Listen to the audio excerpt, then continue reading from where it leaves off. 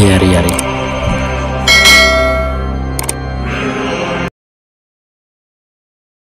Sebelum kedatangan Rimuru ke Tempest, tepatnya saat Rimuru melakukan pemburuan organisasi kegelapan di Akademi, Veldora dan Ramirez telah melakukan sesuatu yang sangat dilarang Rimuru.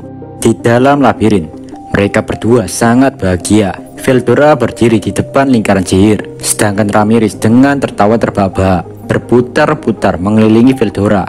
Ramirez berkata, "Wahahaha, akhirnya kita menyelesaikannya juga. Kini kita bisa sesuka hati melakukan perjalanan ke dunia lain. Aku tidak tahu kenapa Rimuru takut kita bertemu dengan hal-hal yang tidak kita ketahui di dunia lain. Tapi ini kesempatan kita, Veldora-san. Gak ada Rimuru, jadi gak ada pula yang menghalangi kita mencobanya." Veldora pun menjawab, "Kau benar, Ramirez. Forum yang sedang berlangsung di Gracia juga sedang membahas gerbang ke dunia lain. Tapi sebelum itu terjadi, kita harus menjadi orang yang pertama mencobanya dan memastikan bahwa di dunia lain itu benar-benar aman." Jadi Pak, alasan Veldora dan Ramirez bisa membuat gerbang atau portal ke dunia lain karena mereka berdua telah membantu Mai Furugi melakukan penelitian. Dengan bekal pengetahuan yang mereka ketahui, mereka berdua pun mengembangkan sendiri dan membuat gerbang ke dunia lain tersebut. Veldora dan Ramirez pergi ke dunia lain hanya karena penasaran. Di satu sisi juga, mereka ingin mempelajari apa yang ada di dunia lain supaya bisa pamer di hadapan Rimuru jika mereka sudah tahu seluk-beluk kehidupan di dunia lain. Dengan tidak adanya Rimuru di Tempest, mereka berdua bisa dengan bebas mengaktifkan lingkaran sihir sesuka hatinya. Bagi Veldora dan Ramirez, peringatan dari Rimuru adalah sebuah omong kosong belaka. Tapi ya kalian tahu sendirilah, nanti ujung-ujungnya kalau masalah muncul, mereka berdua nangis-nangis minta Rimuru yang beresin Pak. Gila, udah kayak bapaknya aja tuh Rimuru. Lingkaran sihir atau portal atau gerbang ke dunia lain pun diaktifkan. Di situ Ramirez berpegangan pada bahu Veldora dan Veldora pun mulai mengumpulkan mana sihirnya untuk mengaktifkan gerbang menuju ke dunia lain. Di saat yang sama, Beretta menyadari hal tersebut. Beretta langsung berlari ke arah mereka berdua, tapi semuanya sia-sia, sudah terlambat. Dalam sekejap saja muncul cahaya di lingkaran sihir tersebut. Cahaya itu terus melebar hingga memenuhi ruangan tersebut. Bahkan Beretta juga ikut tertelan cahaya itu. Setelah cahaya itu benar-benar menghilang, mereka bertiga sudah nggak ada di labirin. Di satu sisi, yang berjaga di luar saat itu adalah Shinji. Mendengar adanya sedikit keributan, Shinji pun masuk ke ruangan. Tapi yang terlihat cuma ada segelas pop es yang belum habis Pak. Di situ Shinji pun mulai panik. "Oh my god, Veldora sama Ramirez sama, di mana mereka?" Sejenak Shinji berjalan-jalan di ruangan itu dan dia melihat ada lingkaran sihir yang baru saja diaktifkan. Dari hal tersebut, Shinji sudah tahu apa yang dilakukan Veldora dan Ramirez. Shinji merasa kesal, kenapa mereka berdua terlalu egois melakukan hal tersebut tanpa pikir panjang. Shinji hanya berharap semoga dia tidak disalahkan atas tindakan Veldora dan Ramirez. Mungkin kalian bingung, kenapa Shinji takut amat disalahkan? Ya alasannya simpel Pak. Shinji adalah asisten Ramirez, makanya secara tidak langsung Shinji bisa saja diduga ikut terlibat dalam masalah ini. Namun di satu sisi, Shinji juga bahagia karena mungkin dengan kejadian ini Veldora dan Ramirez nanti bisa ditegur Rimuru biar kapok. Meskipun begitu, hati Shinji masih belum bisa tenang karena dari rumor yang beredar, Irina akan datang ke Tempest sebagai peneliti baru. Di lain cerita, Beretta, Veldora dan Ramirez setelah memasuki gerbang dunia lain, kini mereka ada di atas langit, yaitu 300 meter di atas tanah. Di situ Ramirez pun berteriak, "Wah, kenapa kita berada di atas langit?" Beretta dengan histeris juga berkata, "Veldora sama, gawat, kita akan jatuh." Veldora pun menjawab, "Hahaha. Ya, kau benar, kita jatuh. Aku juga tidak bisa terbang dengan baik di sini. Tapi kalian tidak perlu khawatir. Kalian semua cepat pegang erat tubuhku. Kita tidak akan mati jatuh dari ketinggian ini." Sontak saja Ramirez dan Beretta kebingungan mendengar perkataan Veldora. Dan dalam sekejap saja, nggak lebih dari 10 detik, tubuh mereka menabrak tanah. Setelah suasana mulai tenang, Beretta bertanya ke Veldora tentang apa maksud Veldora nggak bisa terbang. Veldora pun menjelaskan jika energinya di dunia ini sangat tipis. Saat mendengar penjelasan Veldora, Ramirez juga merasakan hal tersebut. Ramirez merasa jika kekuatan roh di sini juga lemah. Lalu sejenak Ramirez mengamati lingkungan sekitar. Di saat yang sama juga, Beretta sudah duluan memeriksa. Di situ Beretta berkata, "Oh my god, semuanya sudah terlambat. Demon Lord Rimuru pasti marah kepada kita. Tapi yang pasti, Veldora sama dan Ramirez sama. Kalian tidak akan bisa menyalahkan saya atas hal ini. Saat mendengar hal tersebut, Ramirez langsung emosi. Apa maksudmu, Beretta? Kau adalah bagian dari kami, jadi kau juga terlibat oleh hal ini. Beretta yang sangat mengenal Ramirez nggak mau mendebatnya. Karena kalian tahu sendiri, Ramirez semakin diajakin adu bacot tuh, mulutnya kakak bisa dikontrol. Di situ Beretta hanya memberitahu semua orang jika mereka telah lost kontak dengan dunianya. Sekaligus gerbang menuju dunia mereka telah tertutup. Di satu sisi, Veldora setuju. Menurut Veldora, alasan kenapa sihir di labirin tetap bekerja dan utuh dalam waktu lama karena di labirin ada energi yang cukup. Sedangkan di dunia lain, energi di sini sangat terbatas. Makanya gerbang atau portal ataupun lingkaran sihir tidak bisa bertahan lama di dunia ini. Saat mendengar penjelasan Veldora dan Beretta, seketika Ramirez langsung panik. Veldora sama, kita bisa kembali kan? Apa sebenarnya yang terjadi, oi? Jelaskan padaku, Beretta. Veldora hanya diam, gak menjawab pertanyaan Ramirez. Sedangkan Beretta dia menjawab, sudah ku katakan padamu bukan. Inilah akibatnya, karena kau terlalu meremehkan peringatan Rimuru sama, ucap Beretta sambil menggelengkan kepalanya. Di satu sisi, saat mendengar ucapan Beretta, Veldora memalingkan mukanya dan bersiul, seolah-olah tidak ikut-ikutan dalam masalah ini. Sebenarnya, saat kesini, Veldora memiliki keyakinan bahwa energi di dunia lain cukup untuk menjaga portal atau gerbang agar aktif. Tapi nyatanya semuanya tidak sesuai ekspektasi. Di dunia lain yang mereka bertiga kunjungi adalah sebuah dunia di mana energi dan oksigen sangat tipis di sini. Di dunia lain juga banyak polusi di mana-mana. Bahkan cahaya matahari pun sampai tidak dapat terlihat. Padahal ini masih pagi, Pak. Karena sinar matahari tidak bisa menjangkau kota itu, otomatis kota tersebut dinginnya nggak ngotak, Pak. Meskipun mereka bertiga memiliki ketahanan terhadap racun ataupun tidak membutuhkan oksigen, tapi tetap saja hal ini sangat mengganggu mereka. Di situ Ramirez kecewa karena kehidupan dunia lain tidak sesuai keinginannya. Bahkan di dunia lain yang baru didatangi Ramirez seperti kota mati saja. Ramirez terus mengeluh karena sejauh mata memandang tidak ada yang menarik di matanya. Yang ada hanyalah daratan yang tidak terurus. Bagi Ramirez, ini seperti kota Mars yang diceritakan Rimuru padanya. Namun Veldora berpikir berbeda. Menurut Veldora, kemungkinan di dunia lain ini ada perang nuklir. Beretta yang gak tahu apa-apa, dia hanya bisa kusyuk mendengarkan percakapan mereka berdua. Nggak lama, Beretta tanya ke Veldora, Veldora sama, apa menurutmu kita bisa kembali ke Tempest? Veldora sejenak merenung sambil memejamkan matanya dan terus berpikir. Sedangkan Ramirez terus menatap Veldora dan menanti apa jawaban Veldora tentang kasus ini. Gak lama Veldora menjawab, jika mereka ingin kembali ke Tempest, maka mereka harus membuka gerbang atau portal yang baru tepat 300 meter dari kepala mereka. Lalu Ramirez pun bertanya, aku mengerti, kita hanya perlu membuat gerbang baru dengan mempertahankan wujudnya melalui energi dan Veldora sama. Saat mendengar pendapat Ramirez, Veldora pun tersenyum. Veldora memiliki rencana, yaitu dia akan melepaskan auranya dan membuat tanah serta lingkungan di sekitar dipenuhi energi. Saat mendengar penjelasan Veldora, Ramirez pun setuju, tapi tidak dengan Beretta.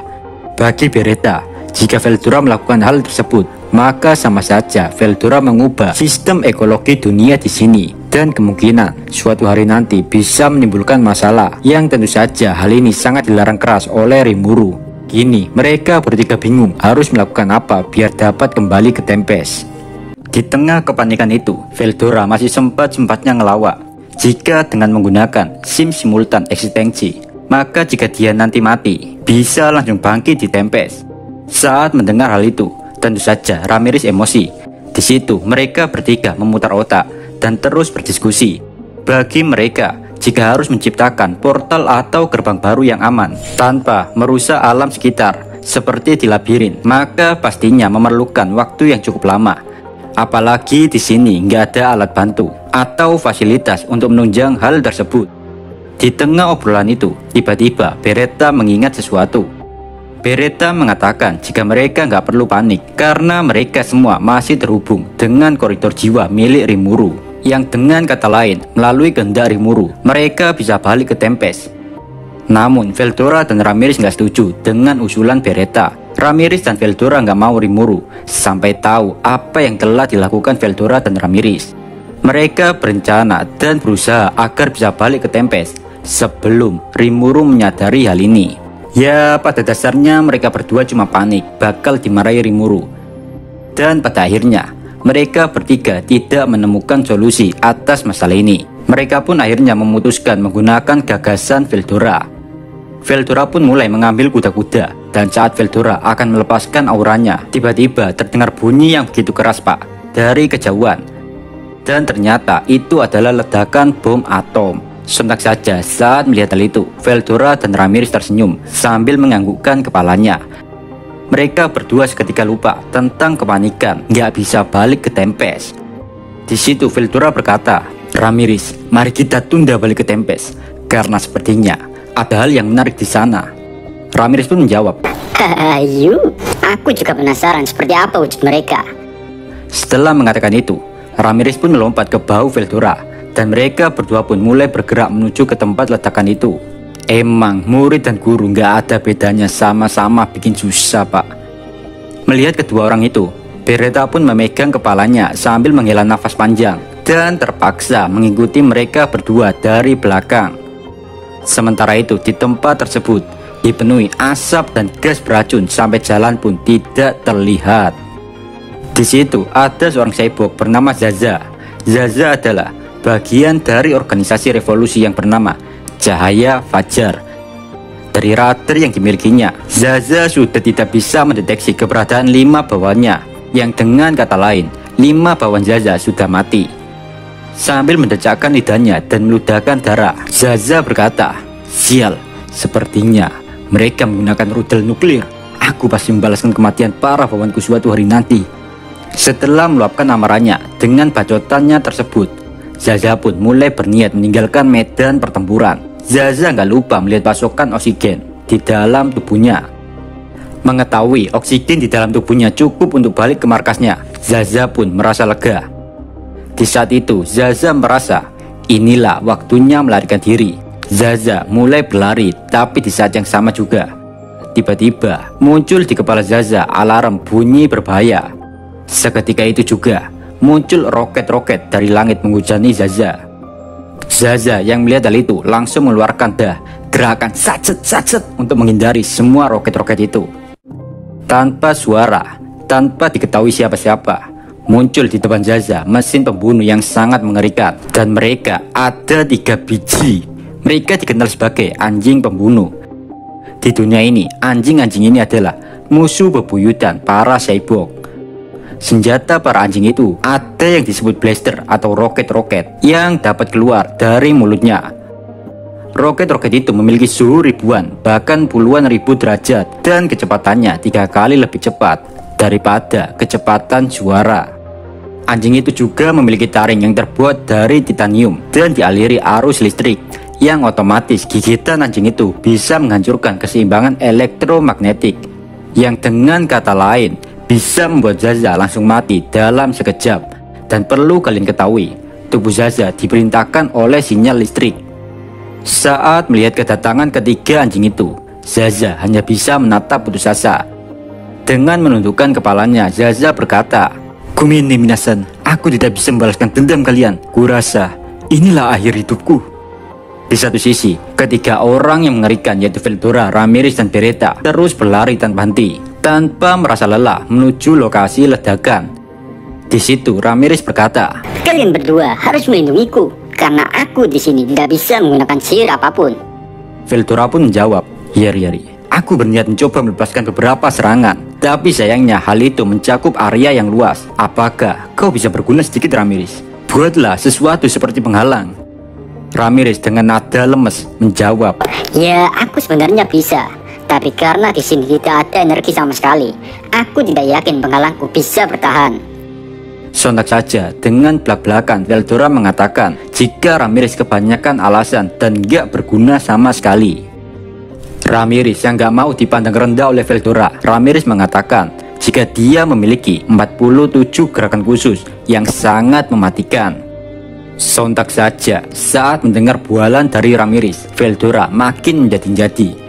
Veldora terus-terusan menggoda Ramirez, tapi di situ untungnya ada Beretta yang bertindak dewasa. Beretta pun menghentikan pertikaian konyol mereka berdua.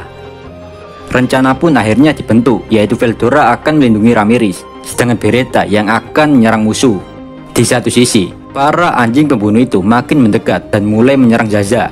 Sedangkan Zaza hanya bisa pasrah. Dia menutup matanya saat anjing pembunuh itu menyerangnya. Namun di saat yang sama juga, terdengar benturan yang sangat gak ngotak tepat di hadapannya. Zaza yang tadinya memejamkan matanya, sontak saja langsung membuka matanya untuk melihat apa yang sebenarnya terjadi di depannya. Dalam remang-remang, Zaza mencoba menerka-nerka sosok apa yang ada di depannya. Suara dalam hati Zaza berkata, "Siapa itu? Apakah itu automata?" Di sini Zaza nggak bisa memahami kehadiran Beretta, karena makhluk sekuat Beretta nggak pernah ada sebelumnya. Zaza pun mengucapkan terima kasih karena telah menolongnya. Di depan anjing pembunuh itu, Beretta hanya menatap heran Zaza. Beretta nggak paham apa yang diucapkan Zaza. Beretta pun menganalisis pola bahasa yang digunakan Zaza, yang dilanjutkan dikelola transmisi pikiran. Singkat cerita, setelah ditranslate, akhirnya Beretta mengerti apa yang diucapkan Zaza melalui gelombang pikiran dan elektromagnetik. Di situ, Beretta belum menghancurkan anjing beracun itu. Dia di sini posisinya hanya melerai pertempuran. Namun Zaza menyuruh Beretta agar segera membunuh anjing itu. Beretta pun menyetujui hal tersebut, asalkan Zaza memberitahu sebuah informasi yang Beretta ingin ketahui.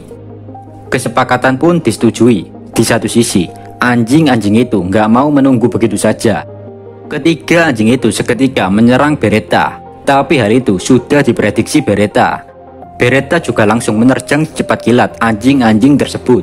Dan tiba-tiba muncul sesuatu seperti lempengan besi tajam keluar dari tanah. Benda itu Beretta gunakan untuk menusuk anjing pertama. Sedangkan setelah itu, Beretta mengeluarkan lagi tentakel lalu menusuk kedua anjing yang lain. Dalam sekejap saja, anjing-anjing itu langsung remuk kayak hati yang telah rusak oleh seseorang anjing. Sontak saja saat melihat hal itu, Zaza merasa terkejut karena Zaza sama sekali tidak bisa melihat gerakan Beretta. Sementara pemilik anjing pembunuh itu, yaitu Letnan Hiragi, juga ikutan terkejut karena baru pertama kalinya senjata bergeraknya dihancurkan. Yang tentu saja hal itu membuat kebanggaan Letnan Hiragi serasa hancur. Senjata terkuat di dunia, yaitu anjing pembunuh ini, nggak ada apa-apanya di hadapan Beretta. Padahal taring-taring anjing itu selama di dunia ini, sekeras apapun benda itu pasti hancur. Tapi ternyata hal itu tidak berpengaruh pada Beretta. Di lain cerita, di sebuah ruangan di kekaisaran di dunia lain, Hiragi dan para bawahannya panik tentang hal yang sama sekali tidak mereka ketahui. Mereka mengira Beretta adalah bionoid. Bionoid di dunia ini dikenal hanya sebuah rumor belaka. Jadi Pak, bionoid itu adalah tubuh manusia yang telah dimodifikasi hingga menjadi sangat-sangat OP parah Pak. Ya kalau kalian bayangin kayak Genos di One Punch Man. Dengan menggelengkan kepalanya, Letnan Hiragi tidak percaya sama sekali tentang bionoid ini. Nggak lama kemudian, para bawahan Letnan Hiragi mengkonfirmasi jika level energi musuh sangat rendah. Tapi entah kenapa, tiba-tiba energi musuh meningkat secara drastis saat menyerang anjing-anjing tersebut. Menurut mereka, kekuatan Beretta melebihi 100.000 kilowatt, yang dengan kata lain 200 kali lebih kuat dari para anjing pembunuh. Di situ Hiragi semakin bingung tentang musuh yang tidak dia ketahui ini. Hiragi pun memberikan perintah kepada para bawahannya agar mempelajari statistik Beretta sekaligus merancang rencana untuk segera menangkapnya. Dengan kemunculan Beretta ini, Hiragi pun gak terlalu memperdulikan Zaza si pemberontak lagi. Di satu sisi, Zaza tidak bisa menyembunyikan keterkejutannya pada kehebatan Beretta. Zaza hampir tidak bisa mempercayai hal ini. Dari belakang Zaza terdengar suara keras dari Veldora. Di situ Veldora sangat bahagia saat mengetahui di dunia lain masih ada kehidupan. Zaza yang mendengar hal itu langsung kaget Pak. Saat melihat penampilan Veldora, Zaza langsung memarahinya karena Zaza merasa Veldora nggak normal, memakai pakaian santai, padahal di sini banyak radiasi.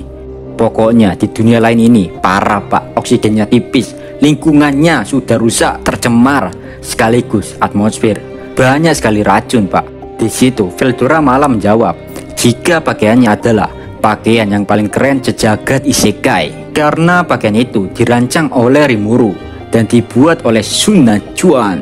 Sedangkan di bawah Veldora ada Ramirez. Entah kenapa Ramirez merasa radiasi yang ada di dunia lain membuat tubuh Ramirez sakit dan kesemutan. Sontak saja Ramirez ngoceh-ngoceh nggak jelas.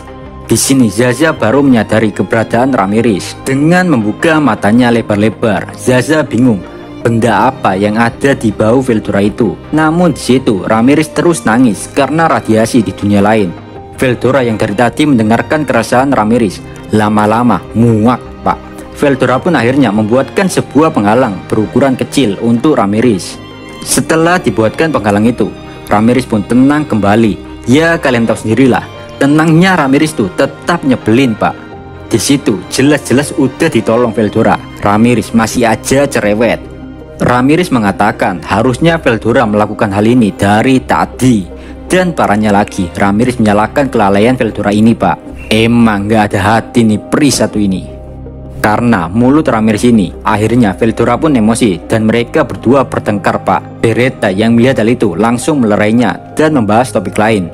Di situ Beretta mengatakan jika awalnya Beretta ingin menangkap para anjing itu, tapi di dunia lain energi sangat terbatas sehingga Beretta tidak bisa menggunakan sihir untuk menahan mereka. Dan hasilnya ya gitu, meskipun gak pakai sihir dan mokat tuh anjing. Di saat Beretta ingin melanjutkan ucapannya, Zaza menyela pembicaraan itu. Zaza hanya ingin mengucapkan terima kasih lagi kepada Beretta karena telah menyelamatkannya. Zaza yang merasa berhutang budi, dia pun ingin mengajak Veldora dan kawan-kawannya ke tempat yang aman. Di sini Zaza masih curiga kepada ketiga orang ini. Zaza masih berpikir jika Veldora, Ramirez, dan Beretta adalah orang-orang yang diutus kekaisaran di dunia lain untuk menemukan tempat persembunyian Zaza dan kawan-kawan. Tapi di satu sisi Zaza masih merasa bimbang karena dipikir-pikir jika Veldora dan kawan-kawan adalah orang-orang suruhan kekaisaran, maka mereka nggak mungkin menghancurkan anjing pembunuh yang harganya sangat mahal, Pak. Singkat cerita saja, mereka pun mulai berjalan menuju markas Cahaya Fajar. Di jalan mereka pun ngobrol santuy sambil memperkenalkan diri satu sama lain. Di situ Veldora dan kawan-kawan memberitahu Zaza jika mereka berasal dari dunia lain. Sontak saja Zaza nggak bisa mempercayai hal aneh semacam itu. Ya gini, Pak, bayangin tiba-tiba ada alien dari Mars muncul di bumi dengan wujud manusia. Lalu mereka bilang ke kita jika dia makhluk dari dunia atau planet lain. Apakah Anda langsung bisa percaya? Ya minimal dilihatin dulu lah KTP-nya. Di jalan, Zaza menatap Ramirez terus. Arti menatap di sini bukannya Zaza suka sama Ramirez, tapi Zaza menganalisis bahwa Ramirez adalah automata dengan teknologi yang sangat luar biasa. Di satu sisi, saat ditatap seorang pria, Ramirez langsung merasa kegeeran. Di situ Ramirez berkata, "Kenapa kau menatapku terus, Zaza? Apakah kau jatuh cinta kepadaku?" "Ya memang, aku terlalu imut. Jadi mau gimana lagi?" Saat mendengar hal itu, Zaza pun langsung membuang muka. Di satu sisi, saat mengetahui respon Ramirez yang alami seperti manusia, Zaza semakin bingung. Kok ada automata yang memiliki kecerdasan seperti otak manusia pada umumnya? Zaza terus berpikir dan merasa hampir gila. Dan akhirnya dia mendapatkan kesimpulan yang salah, yaitu Ramirez telah melakukan transplantasi otak ke dalam tubuh automata kecil. Makanya bisa jadi seperti itu. Sedangkan Veldora adalah cyborg tipe pertahanan, sementara Beretta adalah senjata tempur. Nggak terasa mereka pun sampai di markas Zaza. Di situ Veldora dan kawan-kawan disambut dua orang, yaitu Sharma dan Rindo. Singkat cerita, mereka pun sampai pada suatu ruangan. Dan di sini posisinya Ramirez ada di bahu Veldora, sementara Veldora duduk di kursi, sedangkan Beretta berdiri di belakangnya. Di situ Zaza menceritakan semua kejadian di medan pertempuran kepada Sharma dan Rindo. Sharma yang mendengar hal itu langsung membungkuk dalam-dalam dan mengucapkan rasa terima kasihnya karena telah menolong Zaza. Di satu sisi, Rindo masih belum bisa mempercayai Veldora dan yang lain. Dengan belak-belakan, di situ Veldora bertanya kepada Sharma, berapa banyak orang yang ada di sini. Sharma pun memberitahu jika di sini ada 1000 orang, tapi tidak semua dari mereka adalah seorang prajurit. Saat mendengar pertanyaan Veldora, Rindo semakin curiga dengan Veldora. Suara dalam hati Rindo berkata, "Oh, jadi seperti itu. Mereka memang mengincar markas ini. Sangat berbahaya jika mereka tahu kekuatan tempur kita yang sebenarnya." Di satu sisi, Veldora merasa kecewa. Dia tidak mengira jika tempat ini hanya memiliki 1000 orang saja. Veldora menyimpulkan, di sini pastinya nggak ada hiburan atau semacamnya yang dapat membuatnya bahagia. Sontak saja, Rindo semakin bingung. Ternyata dugaannya kepada Veldora salah. Veldora bukan mengincar pasukan atau tempat persembunyian, melainkan hanya mencari sebuah hiburan yang belum pernah dia lihat di dunianya. Entah kenapa suasana di situ tiba-tiba terasa amat canggung. Zaza yang merasakan hal itu, dia pun ke belakang untuk mengambilkan beberapa makanan dan cemilan. Di sini makanan adalah masalah yang sangat krusial karena makanan udah seperti barang yang sangat berharga di tengah-tengah peperangan ini, Pak. Saat Zaza memberikan makanan itu, Veldora dan Ramirez sudah bersiap memakan hidangan tersebut. Sementara Beretta menolak dan memberikan semua bagiannya biar dimakan Ramirez. Melihat perhatian Beretta yang terlalu memanjakan Ramirez, Veldora pun cemburu. Dan setelah itu mereka berdua pun menyicipi makanan itu. Seketika mereka langsung emosi saat memakan makanan itu. Bagi Veldora dan Ramirez, makanan di situ kayak sampah, rasanya hambar dan gak layak dimakan. Veldora dan Ramirez merasa jika Zaza emang sengaja menjamu Veldora dan Ramirez dengan makanan yang gak layak untuk dimakan. Kini api emosi meluap-luap dalam diri Ramirez dan Veldora, sambil mereka juga menatap tajam Zaza. Dan begitu juga dengan Zaza. Saat tahu respon negatif dari tamunya, Zaza ikutan emosi. Zaza berkata, "Oi, cutu mati, yang kalian makan adalah sesuatu yang sangat berharga bagi kita. Kalian menginginkan makanan yang lezat. Hal semewah itu adalah sangat mustahil di tengah peperangan ini. Bisa makan saja, kita sudah bersyukur, Pak." Saat mendengar penjelasan Zaza, Ramirez dan Veldora merasa bersalah karena meminta sesuatu yang sangat merepotkan Zaza. Di situ Sarma pun menenangkan suasana. Sarma dengan kebaikan dan kelembutan hatinya, dia mengajarkan kepada Veldora dan Ramirez cara menikmati dan memakan makanan yang ada di dunia lain biar rasanya nggak hambar. Saat mengetahui hal tersebut, Veldora dan Ramirez merasa jika makanan di dunia lain nggak parah-parah banget lah, masih bisa dinikmati. Di saat melihat respon positif Veldora dan Ramirez, emosi Zaza pun mereda. Zaza juga mengeluarkan sebuah barang mewah, yaitu bola rasa. Di situ Zaza menjelaskan barang itu kepada mereka berdua. Saat mendengarkan penjelasan singkat itu, Veldora dan Ramirez sangat antusias ingin mencoba bola rasa tersebut. Sarma yang melihat semua tingkah laku Veldora dan Ramirez makin bingung. Sarma bertanya-tanya dalam dirinya, apakah Veldora dan Ramirez hanya berpura-pura saja atau mereka memang gak tahu sama sekali tentang semua makanan ini. Sarma pun memberanikan diri tanya tentang hal ini kepada Veldora dan Ramirez. "Anu, cudu mati, apakah kalian benar-benar tidak pernah melihat makanan seperti ini? Lalu, makanan apa yang biasa kalian makan?" Saat mendengar pertanyaan sederhana itu, entah kenapa Veldora dan Ramirez sangat bahagia. Mereka berdua menyebutkan satu persatu makanan dari isekai yang mereka sukai. Sedangkan Sarma sendiri sama sekali tidak tahu semua makanan yang disebutkan Veldora dan Ramirez, Pak. Seperti biskuit, martabak, nasi goreng tuh Sarma kagak ngerti anjing. Karena makanan itu terakhir kali dinikmati oleh generasi sebelumnya, sebelum adanya perang nuklir ini, Pak. Dari para generasi terdahulu yang ada di situ dan masih hidup adalah Zaza. Ya kalian kagak usah tanya berapa umurnya, yang pasti Zaza udah tua, Pak. Sementara itu, saat Ramirez menyebutkan makanan yang disebut kue, Zaza langsung ingat jika dia dulu sebelum perang dimulai dia pernah makan makanan mewah itu. Makanan yang hanya ada di pusat kota kekaisaran. Hal ini membuat Zaza bertanya-tanya dari mana Ramirez dan Veldora berasal sebenarnya. Lalu tiba-tiba di situ Ramirez mengeluarkan sebuah sihir dan muncullah sebuah termos yang di dalamnya sudah ada teh hangat.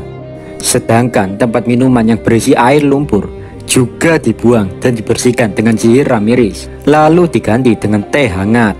Di situ nggak ada pak air putih galonan. Air bersih sangat susah didapatkan di masa peperangan ini. Di situ dengan santainya Ramirez pun meminum teh hangat. Nggak lupa dia juga menyuruh Sarma dan yang lain juga minum teh hangat tersebut. Sementara reaksi Zaza dan yang lain makin bingung. Mereka nggak paham kenapa Ramirez bisa mengeluarkan air hangat begitu mudahnya. Karena air hangat bagi mereka hanya ada dalam mimpinya.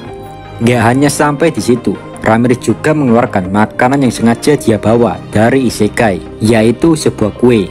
Sarma dan yang lain pun diberikan beberapa potong kue dan teh hangat tersebut. Namun sebelum Sarma dan kawan-kawan mencicipi kue itu, Ramirez sudah makan duluan tuh kue pak. Di satu sisi, Veldora juga tanpa basa-basi langsung melahap kue-kue yang dibawa Ramirez. Veldora yang melihat Sarma dan yang lain gak makan-makan, Veldora pun berkata, "Gak usah malu-malu, makanlah makanan yang ada di depanmu." Zaza pun langsung mencoba teh hangat itu. Suara dalam hati Zaza berkata, "Ah, rasa ini sungguh nostalgia." Setelah itu, Zaza pun menatap Sarma dan Rindo untuk segera mencoba makanan yang telah disiapkan Ramirez karena rasanya anjing banget. Sontak saja Sarma langsung mengambil kue yang ada di depannya. Suara dalam hati Sarma berkata, "Inilah rasa makanan yang sebenarnya. Selama seumur hidupku, aku tak pernah merasakan makanan seenak ini." Melihat Sarma yang begitu bahagia makan kue tersebut, Rindo pun ingin mencobanya juga. Rindo memotong-motong kue tersebut menjadi kecil-kecil, lalu dimasukkan sekaligus semuanya ke dalam mulutnya. Suara dalam hati Rindo berkata, "Nah nih, makanan ini benar-benar rasanya anjing banget." Zaza, Sarma, dan Rindo sangat terkejut dengan makanan yang sangat mewah ini pak. Di situ Rindo bertanya kepada Zaza, apakah dulu makanan lezat seperti ini dapat dinikmati semua orang. Zaza pun menjawab, "Aku masih mengingatnya. Ya, kenangan itu. Saat itu putriku membuatkanku sebuah kue, meskipun bentuknya nggak jelas dan agak sedikit gosong," ucap Zaza. Di situ nggak ada yang tahu jika Zaza memiliki anak. Saat mendengar hal itu, Rindo makin membenci perang ini, perang yang telah merenggut nyawa semua orang. Bagi Rindo, andaikan perang ini nggak ada, mungkin orang-orang yang ada di sini nggak perlu susah-susah mencuri makanan di kekaisaran dan meminum air yang tercemar. Semua orang hanya bekerja bersama dalam perjuangan putus asa untuk bertahan hidup. Saat mendengar keluh kesah Rindo, Ramirez dan Veldora merasa iba. Mereka berdua berpikir membuatkan lebih banyak makanan lagi untuk Rindo dan yang lain. Namun hal itu ditolak Beretta. Beretta nggak setuju karena hal tersebut bisa membuat mereka semua semakin jauh terlibat dalam masalah di dunia lain ini. Ya kalian tahu sendiri lah pak, kalau hari ini bantu terus besoknya Veldora dan yang lain balik ke Tempest. Tentu saja hal semacam ini membuat Rindo dan yang lain makin merasakan kepedihan yang begitu dalam, karena seolah-olah diberi harapan palsu. Ya intinya bagi Beretta, kalau mau nolong tuh nggak boleh setengah-setengah gitu pak. Saat mendengar semua penjelasan Beretta, Ramirez dan Veldora pun mengerti. Mereka bertiga pun melanjutkan diskusi melalui transmisi pikiran tentang langkah apa yang akan mereka ambil selanjutnya. Sebelum melanjutkan ceritanya, kita flashback dulu pak, apa yang ada di dunia lain. Sebelum perang besar di dunia lain, wilayah itu terbagi menjadi 7 kota. Masing-masing kota memiliki teknologi yang sangat maju. Semua orang bekerja sama menciptakan robot untuk memudahkan pekerjaan mereka. Kehidupan seperti itu adalah kehidupan impian semua orang, kehidupan yang sudah seperti di surga saja pak. Namun seiring berjalannya waktu, manusia semakin gak kekontrol. Jumlah mereka terus bertambah hingga 10 miliar. Saat kejadian ini terjadi, kesenjangan sosial mulai terlihat di dunia lain.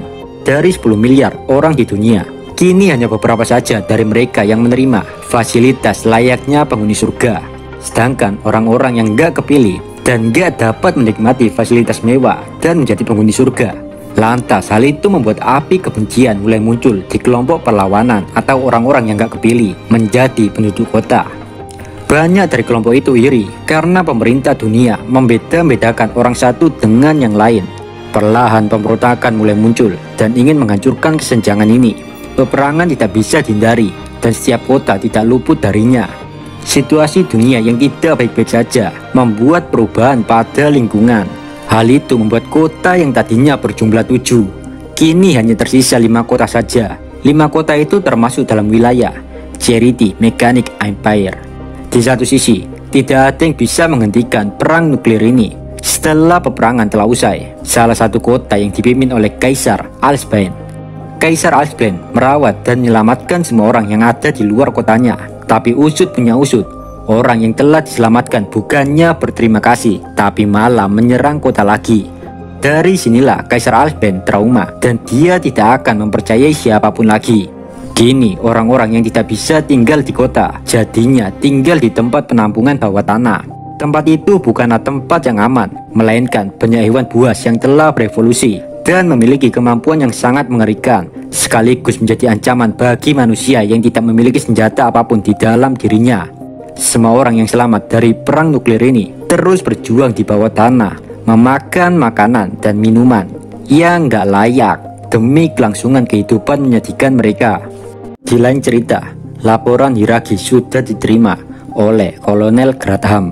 Dengan hati yang deg-deg, dia memberanikan diri melakukan fit call kepada Letnan Jenderal Michele atau biasa dikenal dengan Machinery for Michele. Dia adalah komandan tertinggi pasukan keamanan selatan. Dia juga anak dari Kaisar Albait. Michele juga adalah gubernur jenderal dari 5 kota sekaligus. Bisa dibilang dia adalah ratu dari kota selatan. Kira-kira paras wajahnya sudah seperti ilustrasi, Pak. Michele juga salah satu orang terkuat di kekaisaran. Di satu sisi, saat mengangkat fit call dari Kolonel Gradham, Michele hanya bisa menghela nafas panjang. Saat itu di samping Michele ada Jegil. Dia adalah bestinya Michele. Jegil bertanya kepada Gradham apa yang akan dia lakukan atas masalah yang baru ini.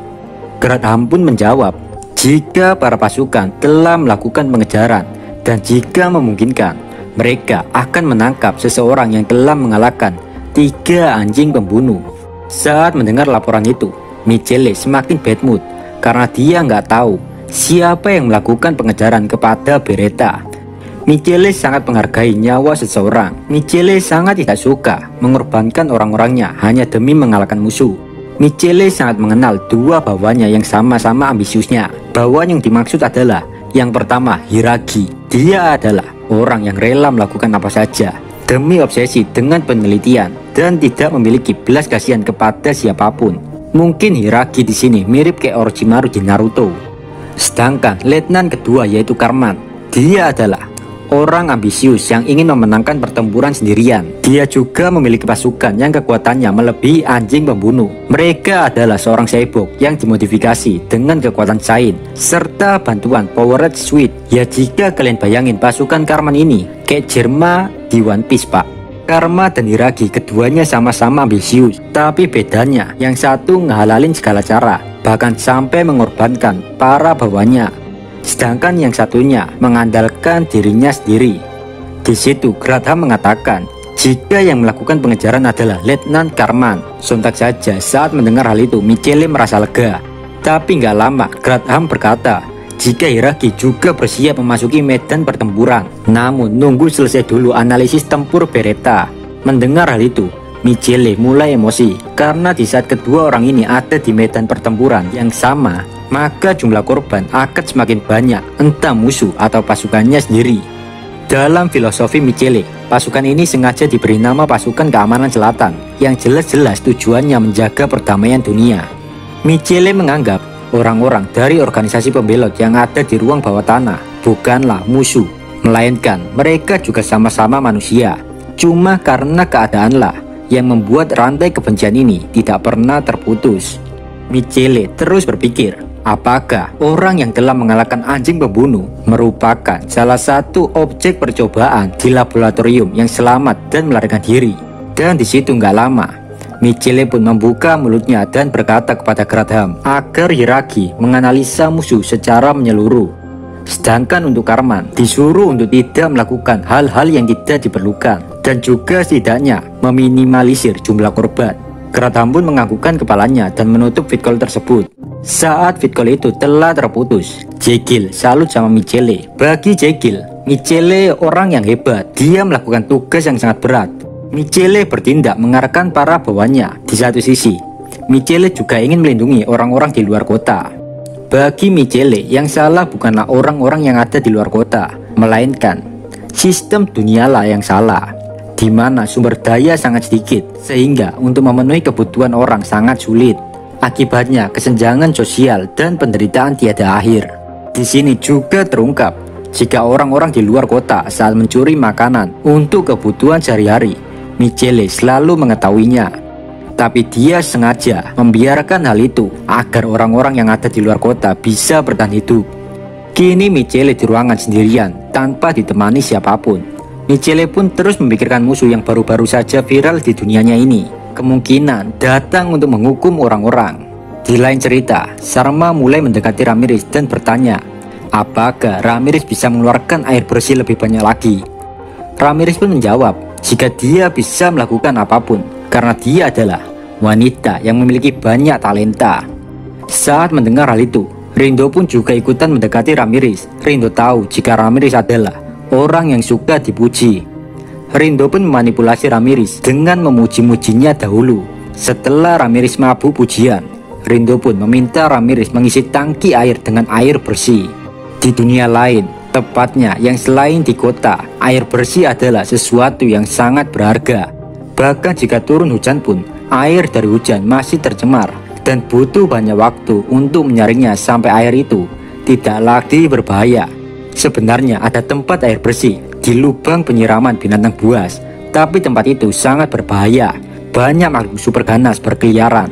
Dan jika orang-orang dari organisasi ini nekat tetap ke tempat itu untuk mengambil air, pastinya jatuhnya korban tidak bisa dihindari. Maka dari itu, Rindo, Sarma, serta Zaza sangat kagum saat melihat Ramirez bisa mengeluarkan air jernih begitu mudahnya. Di satu sisi, Ramirez dengan bangganya mulai mengisi tangki air itu dengan air yang sangat bersih. Sementara itu, Sarma dan yang lain hanya bisa bengong terkejut melihat apa yang telah dilakukan Ramirez. Sarma dan Rindo pun makin memuji-muji Ramirez. Tidak hanya sampai di situ, mereka berdua memanipulasi emosi di dalam diri Ramirez agar mau memperbaiki penyaringan air, biar saat proses penyaringan air-air tercemar bisa lebih cepat. Saat dimintai tolong seperti itu, Ramirez pun memanggil Beretta dan menyuruhnya memperbaikinya.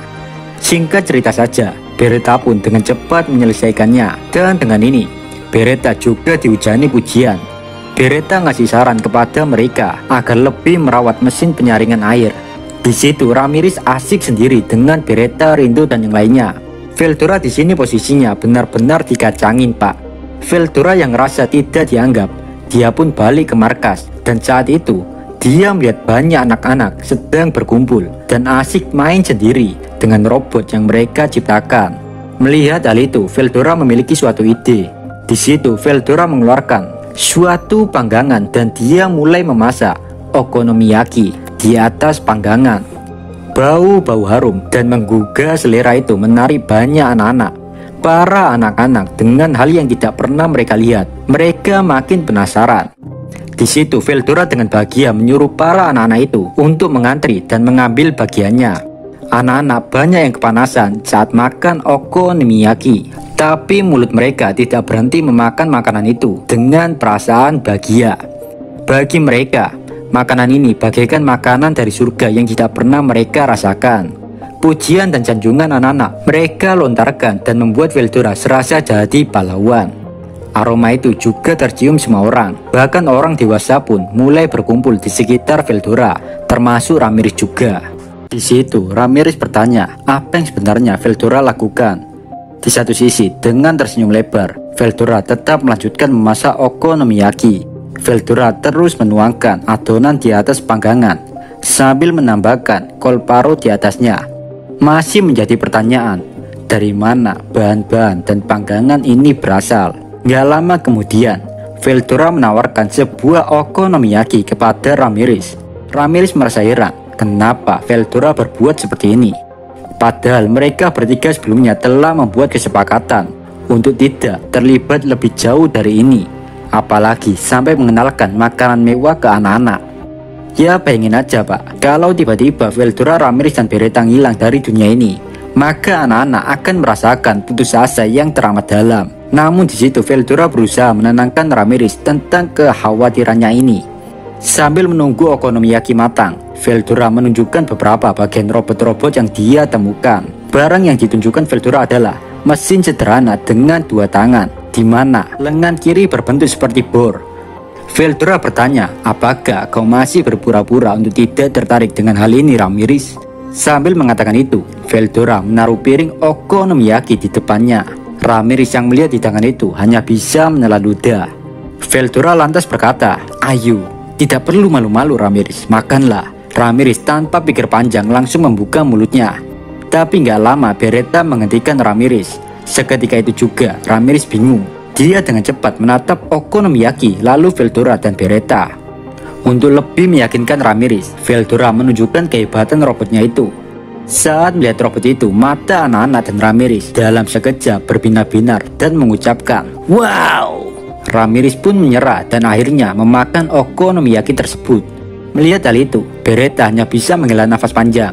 Yang ada di pikiran Beretta adalah Rimuru bakal marah besar kepadanya karena tidak becus mengawasi Ramirez. Beretta pun sejenak mendekati Ramirez sambil berkata, "Ramirez-sama, dengarkan saya. Jika Anda terus melanjutkan ini, maka Anda akan menjadi kaki tangan dari kejahatan Veldora-sama." Seketika itu juga Ramirez langsung tersadar tentang kebodohannya yang mudah terhasut Veldora. Mendengar hal itu, Veldora mengatakan jika kini Ramirez sudah menjadi kaki tangannya. Karena Ramirez sudah sepakat dengan bukti dia telah menggigit Okonomiyaki buatan Veldora. Jadi mau nggak mau, Ramirez harus mengikuti apa yang akan Veldora rencanakan. Sementara itu, Beretta semakin panik. Karena bagi Beretta, apapun yang direncanakan Veldora pasti semua hal yang gila-gila yang mungkin bisa membuat Rimuru semakin murka. Nggak lama datang Sarma, Rindo, dan Zaza. Mereka bertiga terkejut melihat apa yang telah terjadi. Tatapan ketiga orang itu tertuju pada panggangan yang telah Veldora gunakan. Mereka menduga jika Veldora mendapatkannya dari kota di saat semua orang tidak ada yang melihat aksinya. Veldora meyakinkan Sarma, Rindo, dan Zaza jika mereka harus melawan kekaisaran agar anak-anak bisa terus menikmati makanan-makanan ini. Namun Sarma, Rindo, dan Zaza menolak karena mereka nggak yakin bahwa mereka memiliki kekuatan untuk menggulingkan kekaisaran. Veldora pun lantas berteriak, "Lembek, kalian semua terlalu lembek. Apakah kalian tidak ingin mendapatkan kemakmuran yang telah direnggut? Apakah kalian ingin anak-anak terus menikmati keputusasaan ini?" Saat mendengar khutbah singkat Veldora, semua orang terdiam 1000 bahasa. Gak lama Beretta mengatakan agar tidak terlibat dalam masalah yang lebih besar lagi. Namun jawaban yang tidak terduga keluar dari mulut Veldora. Dengan santai Veldora berkata, "Tenang saja Beretta, dan kau juga Ramirez. Aku sudah memikirkannya dalam-dalam, dan aku sampai pada kesimpulan jika semuanya gagal, maka kita bisa bersantai karena Rimuru akan membereskan masalah kita." Ramirez dengan lugunya menjawab, "Kau benar juga Veldora-sama. Gila kedua orang ini, mereka udah nganggap Rimuru kayak bapaknya anjing." Kedua orang bodoh ini yaitu Veldora dan Ramirez yang awalnya berencana kembali ke dunia sebelum Rimuru balik dari Pulau Maldolen. Kini mereka berdua seolah-olah lupa karena kegembiraannya ini. Latar belakang masalah ini sebenarnya sepele. Veldora hanya cemburu Ramirez populer di depan Sarma dan yang lainnya. Saat melihat hal itu, Veldora pun memikirkan cara agar bisa lebih menarik perhatian orang lain melebihi Ramirez. Dan hasilnya cukup membangunkan. Veldora malah menyeret Ramirez, Sarma, dan yang lain ke dalam masalah yang sangat serius, yaitu mendeklarasikan perang kepada kekaisaran. Situ Beretta hanya bisa diam. Dia tidak mungkin bisa memanipulasi Ramirez agar menuruti kata-katanya karena di sini ada Veldora. Sementara itu dalam benak Sarma, Rindo, dan Zaza, mereka tidak pernah berpikiran akan menyerang kekaisaran karena mereka tahu sendiri dalam hal pasukan dan teknologi mereka kalah jauh. Namun hal itu berubah saat mereka melihat kehebatan Ramirez dan Beretta. Sejenak terbesit rasa aneh dalam pikiran Zaza. Kenapa seseorang bernama Veldora ini bisa bacot seperti itu padahal dia belum bertarung sama sekali. Tapi entah mengapa kata-kata Veldora sebelumnya membuatnya tersadar. Pokoknya di sini Veldora ada kayak Naruto anjing. Dia bisa menggunakan ceramah no jutsu dan membuat semua orang sepakat dengan pemikirannya. Mereka semua yang ada di sini merasakan harapan baru pada pasukan Veldora. Sementara itu Beretta sangat kesal pak, kenapa semua orang terlalu mudah termanipulasi dengan ucapan Veldora. Beretta terus memikirkan cara apa yang bisa dia gunakan untuk meminimalisir jumlah korban. Gak lama setelah itu terdengar suara ledakan, dan di saat yang sama juga ledakan itu membuat langit-langit di tempat pelindungan bawah tanah tersebut runtuh. Di situ Sarma langsung berteriak, "Ini buruk, Minasan, asap beracun masuk." Rindo pun langsung bergerak membawa dan mengarahkan anak-anak dan orang yang lain agar menuju ke lantai bawah yang digunakan sebagai tempat pelindungan darurat. Orang-orang juga langsung bergerak tanpa ketakutan karena sebelum terjadinya hari ini mereka sudah dilatih menghadapinya. Sementara Zaza merasa heran, kenapa tempat yang tahan ledakan nuklir bisa tembus begitu mudahnya. Hanya satu kemungkinan yang ada di pikiran Zaza, yaitu orang-orang dari Kekaisaran menggunakan bunker buster. Tapi yang membuat Zaza bertanya-tanya adalah, jika hal tersebut mereka pakai, maka otomatis tempat ini pasti hancur lebur. Gak lama Zaza pun menatap Veldora yang lagi menyeringai, dan ternyata Veldora lah yang telah menyelamatkan mereka dengan menciptakan penghalang. Gak lama setelah itu, musuh tidak berhenti menyerang. 5 senjata bergerak jatuh dari langit dan masuk ke tempat itu. Beretta pun bertanya, apa yang akan kita lakukan Veldora sama? Veldora pun menjawab, lakukan seperti apa yang telah kita diskusikan sebelumnya. Aku akan melindungi Ramirez dan kau yang akan melawan mereka, Beretta. Beretta pun langsung maju mendekati 5 musuh yang baru saja masuk ke tempat itu. Melihat hal tersebut, Zaza seketika panik. Cutu mate, mereka berbahaya. Mereka adalah pasukan lapis baja yang dipimpin oleh Karman. Kau tidak akan bisa melawannya jika kau sendirian saja, Beretta. Namun Beretta tidak mendengarkan perkataan Zaza. Dia hanya membalas perkataan Veldora dan Ramirez jika dia gak akan membunuh mereka untuk menghindari murka Rimuru. Zaza di situ sangat panik. Dia emosi kenapa Veldora semudah itu menyuruh Beretta tidak membunuh para musuh. Zaza tahu jika Beretta kuat, tapi Zaza masih ragu Beretta bisa mengalahkan 5 orang itu. Di situ Veldora berusaha menenangkan Zaza. Jika semuanya pasti baik-baik saja karena masih ada Veldora di sini. Namun Zaza tetap panik dan tidak bisa mempercayai ucapan Veldora ini. Bagi Zaza, selain Beretta, semuanya hanyalah sekelompok orang-orang tidak berguna. Sementara itu, Beretta masih berlari menghampiri Karman dan anak buahnya. Saat Karman dan anak buahnya mendarat ke tanah, seketika itu juga tanah itu rasanya bergetar kayak ada gempa, Pak. Yang dengan kata lain, mereka cukup berat. Oh iya Pak, rata-rata tinggi mereka adalah 3 meter. Dan mereka juga menggunakan baju besi tebal. Saat sudah ada di depan mereka, Beretta baru menyadari jika yang ada di depannya adalah raksasa. Karman pun berjalan menuju Beretta dan berkata, semudah ini kau mendapatkan jackpot. Akhirnya aku menemukanmu senjata baru kelompok perlawanan. Kau sangat hebat. Aku sungguh kagum padamu karena kau telah membunuh anjing pembunuh kita. Perkenalkan, namaku Karman. Aku adalah seorang letnan 2 sekaligus pemimpin pasukan ini. Sambil mengatakan itu, dia menghisap cerutunya dalam-dalam. Sebelum adu baku hantam sambil menghisap rokok surya, Karman bertanya, siapa nama musuhnya? Dan di situ Beretta langsung memperkenalkan dirinya. Lalu Karman bertanya lagi tentang trik apa yang digunakan Beretta sehingga tempat ini gak hancur lebur. Padahal Karman sudah menggunakan bunker buster. Dengan santai Beretta memberitahu jika Veldora yang telah melakukan ini semua. Sejenak Karman melirik ke arah Veldora. Dan Karman melihat jika menurut perhitungan energi yang Karman miliki, Veldora nggak ada spesial-spesialnya Pak. Standar aja, normal aja gitu Pak. Nggak ada OP-OP-nya. Jadi dengan melihat hal tersebut, Karman menyimpulkan jika Beretta nggak jujur. Karman nggak yakin Veldora dengan energi sekecil itu bisa melindungi mereka semua. Merasa dibohongi sambil mengembuskan asap surya 12, Karman pun mulai menunjukkan fasenya. Sacet. Dalam sekejap saja dengan bergerak kecepatan 1000 meter per second. Bagi Karman sih ini cuma jalan santai Pak. Seketika itu juga Karman sudah ada di depan Beretta dan memegang pundak Beretta. Kecepatan itu membuat udara bergerak sangat kencang dan menghantam tubuh Beretta. Tapi yang terjadi di lapangan sangat membangunkan. Beretta nggak terlempar atau apapun gitu Pak. Beretta masih tetap diam di tempat. Bagi orang yang melihat aksi Karman, kecepatan Karman menimbulkan gelombang kejut bagaikan cupraku yang mengguncang jalanan Pak. Tapi bagi Beretta itu hanya angin cepoi-cepoi. Beretta nggak terhempas sama sekali dengan kecepatan Karman. Melihat hal ini, Karman tertawa. Wahahaha, lumayan juga kau Beretta. Pertarungan ini akan semakin menarik saja. Tapi sebelum itu, aku ingin memberitahu satu hal padamu Beretta. Kolonel Gradham ingin kau menyerah dan memberitahu rahasia kekuatanmu. Dengan begitu, kau juga bisa tinggal di kota. Ku beri kau Beretta waktu 10 detik. Jadi, putuskanlah dari sekarang, ucap Karman sambil menghembuskan nafas rokok suryanya ke arah Beretta. Sontak saja saat mendengar hal ini, Beretta ngerasa seperti diremehkan. "Namamu Karman kan? Berani sekali kau memerintahku, ah!" ucap Beretta dengan nada penuh emosi. Karman juga ikut-ikutan panas dan emosi, Pak. Karman memperkuat cengkramannya di bahu Beretta. Tapi Beretta langsung melempar Karman dengan satu tangannya. Seketika Karman jatuh dan matanya mulai mangap-mangap, Pak. Dia nggak percaya semudah itu dia dilempar. Padahal nih, dia kan cukup besar dan tinggi, Pak, badannya.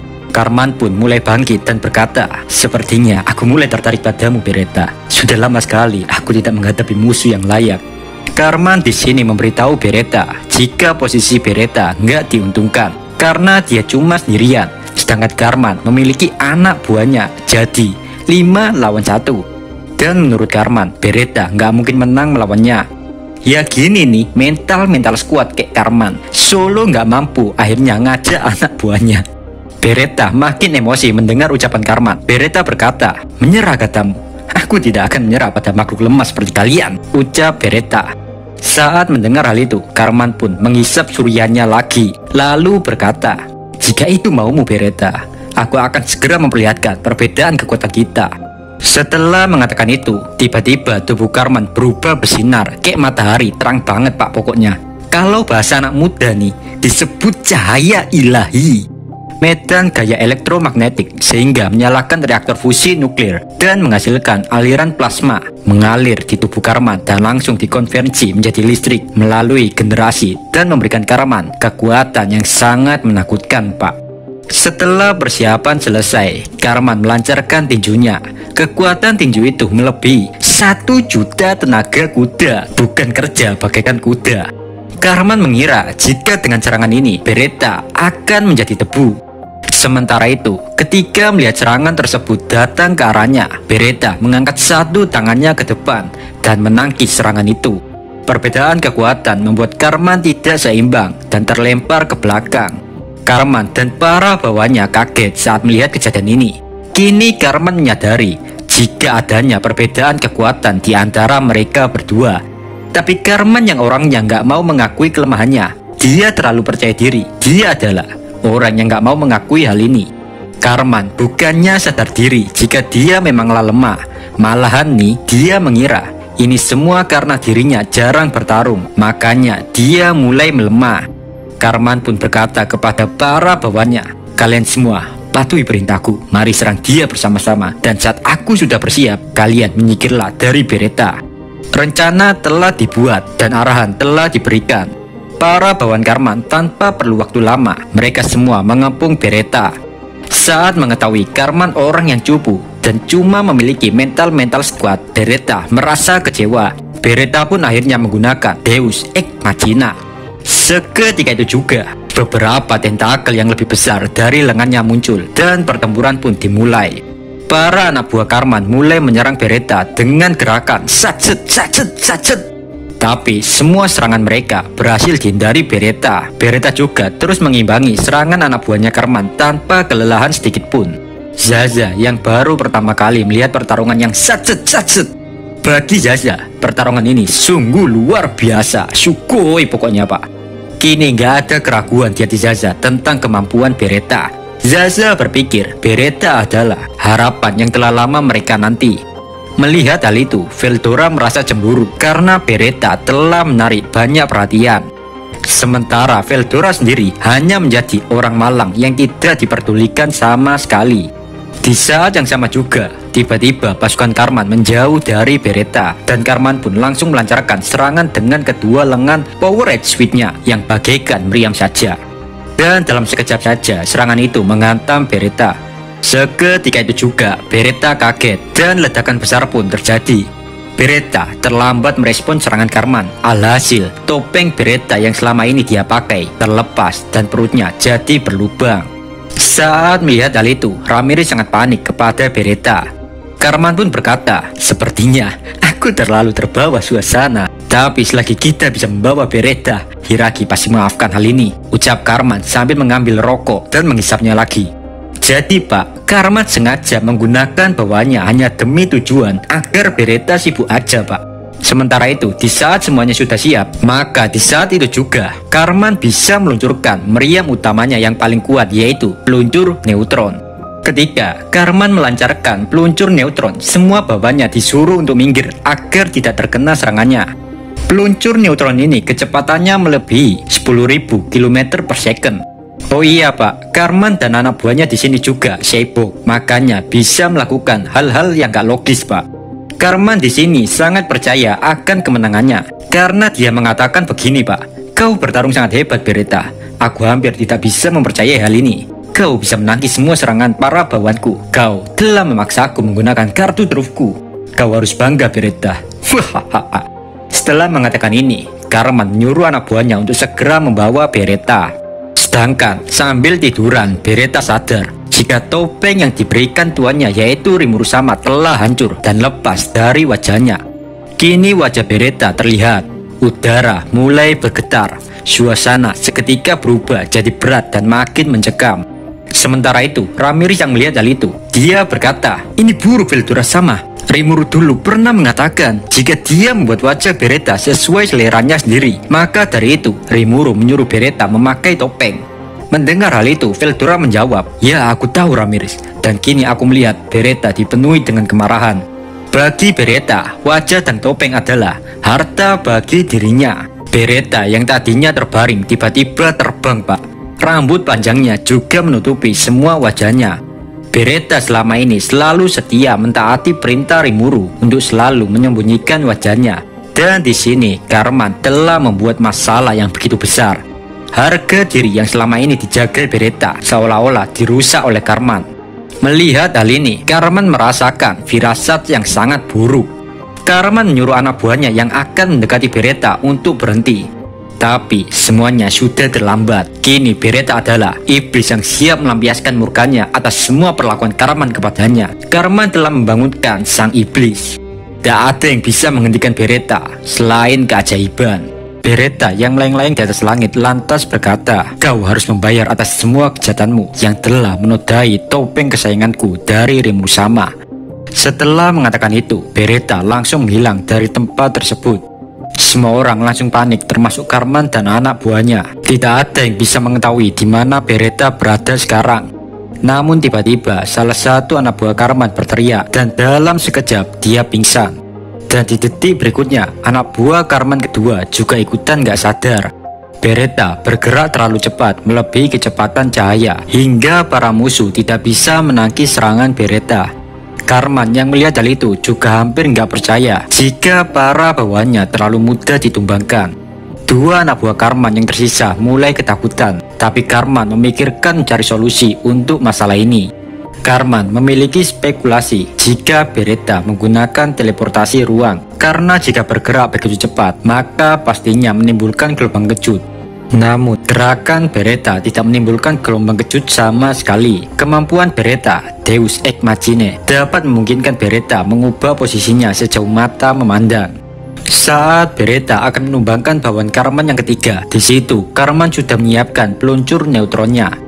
Dengan mata penuh emosi, dia berkata, bajingan, jangan meremehkanku. Dalam sekejap saja, duar. Tapi semuanya tidak sesuai ekspektasi Karman. Peluncur neutron itu berhasil diubah arah oleh Beretta menuju ke langit dengan mudahnya.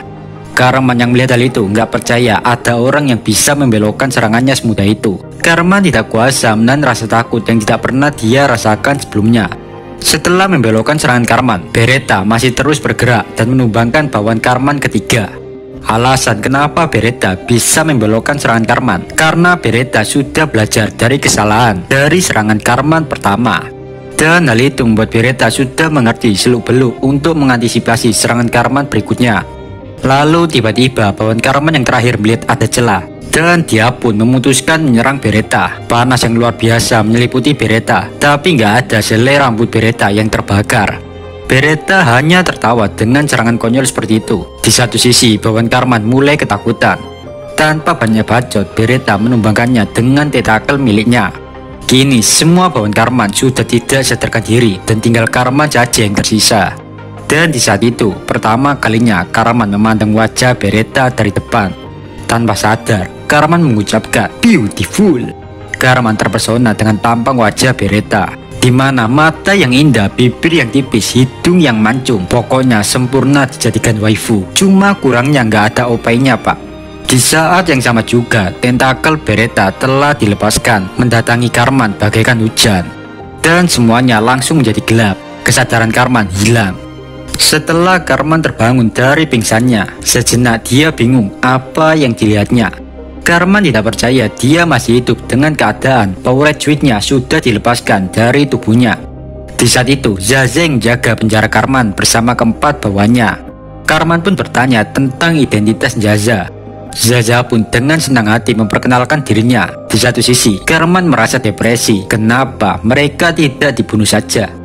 Karman berpikir mereka akan disiksa dengan siksaan yang begitu kejam. Namun Zaza memberitahu jika Zaza dan kawan-kawannya tidak akan melakukan hal tersebut. Dan alasan kenapa Karman masih hidup adalah karena Veldora melarang Zaza untuk membunuhnya. Menurut Veldora, Karman dan anak buahnya masih berguna untuk kedepannya. Zaza pun mengajak Karman dan anak buahnya jalan-jalan di tempat itu. Di situ terlihat dengan begitu riang Veldora memasak pancake dan anak-anak sangat bahagia dengan hal ini. Begitu pula orang-orang dewasa yang ada di sana. Karman dan para anak buahnya hanya diam dan tidak bisa mengatakan apapun lagi. Mereka baru tahu tentang betapa sulitnya para orang-orang di sini bertahan hidup. Rasa permusuhan itu pun sirna di dalam jiwa mereka. Mereka pun disuruh duduk dan makan-makan dulu karena mumpung ada Veldora dan yang lain di sini. Maka dengan hal itu mereka bisa menjamu tamu-tamu dengan layak.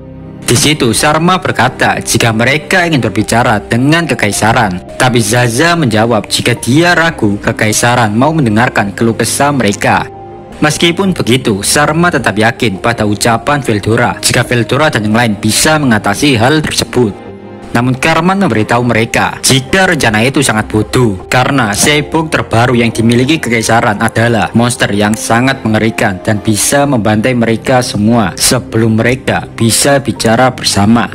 Dengan mata yang berbinar-binar, Sharma berkata jika dia setidaknya ingin memberikan kebahagiaan kepada anak-anak. Sharma ingin anak-anak makan makanan enak seperti ini, meskipun gak bisa setiap hari, tapi setidaknya setahun sekali mereka bisa merasakan makanan enak ini sekali lagi.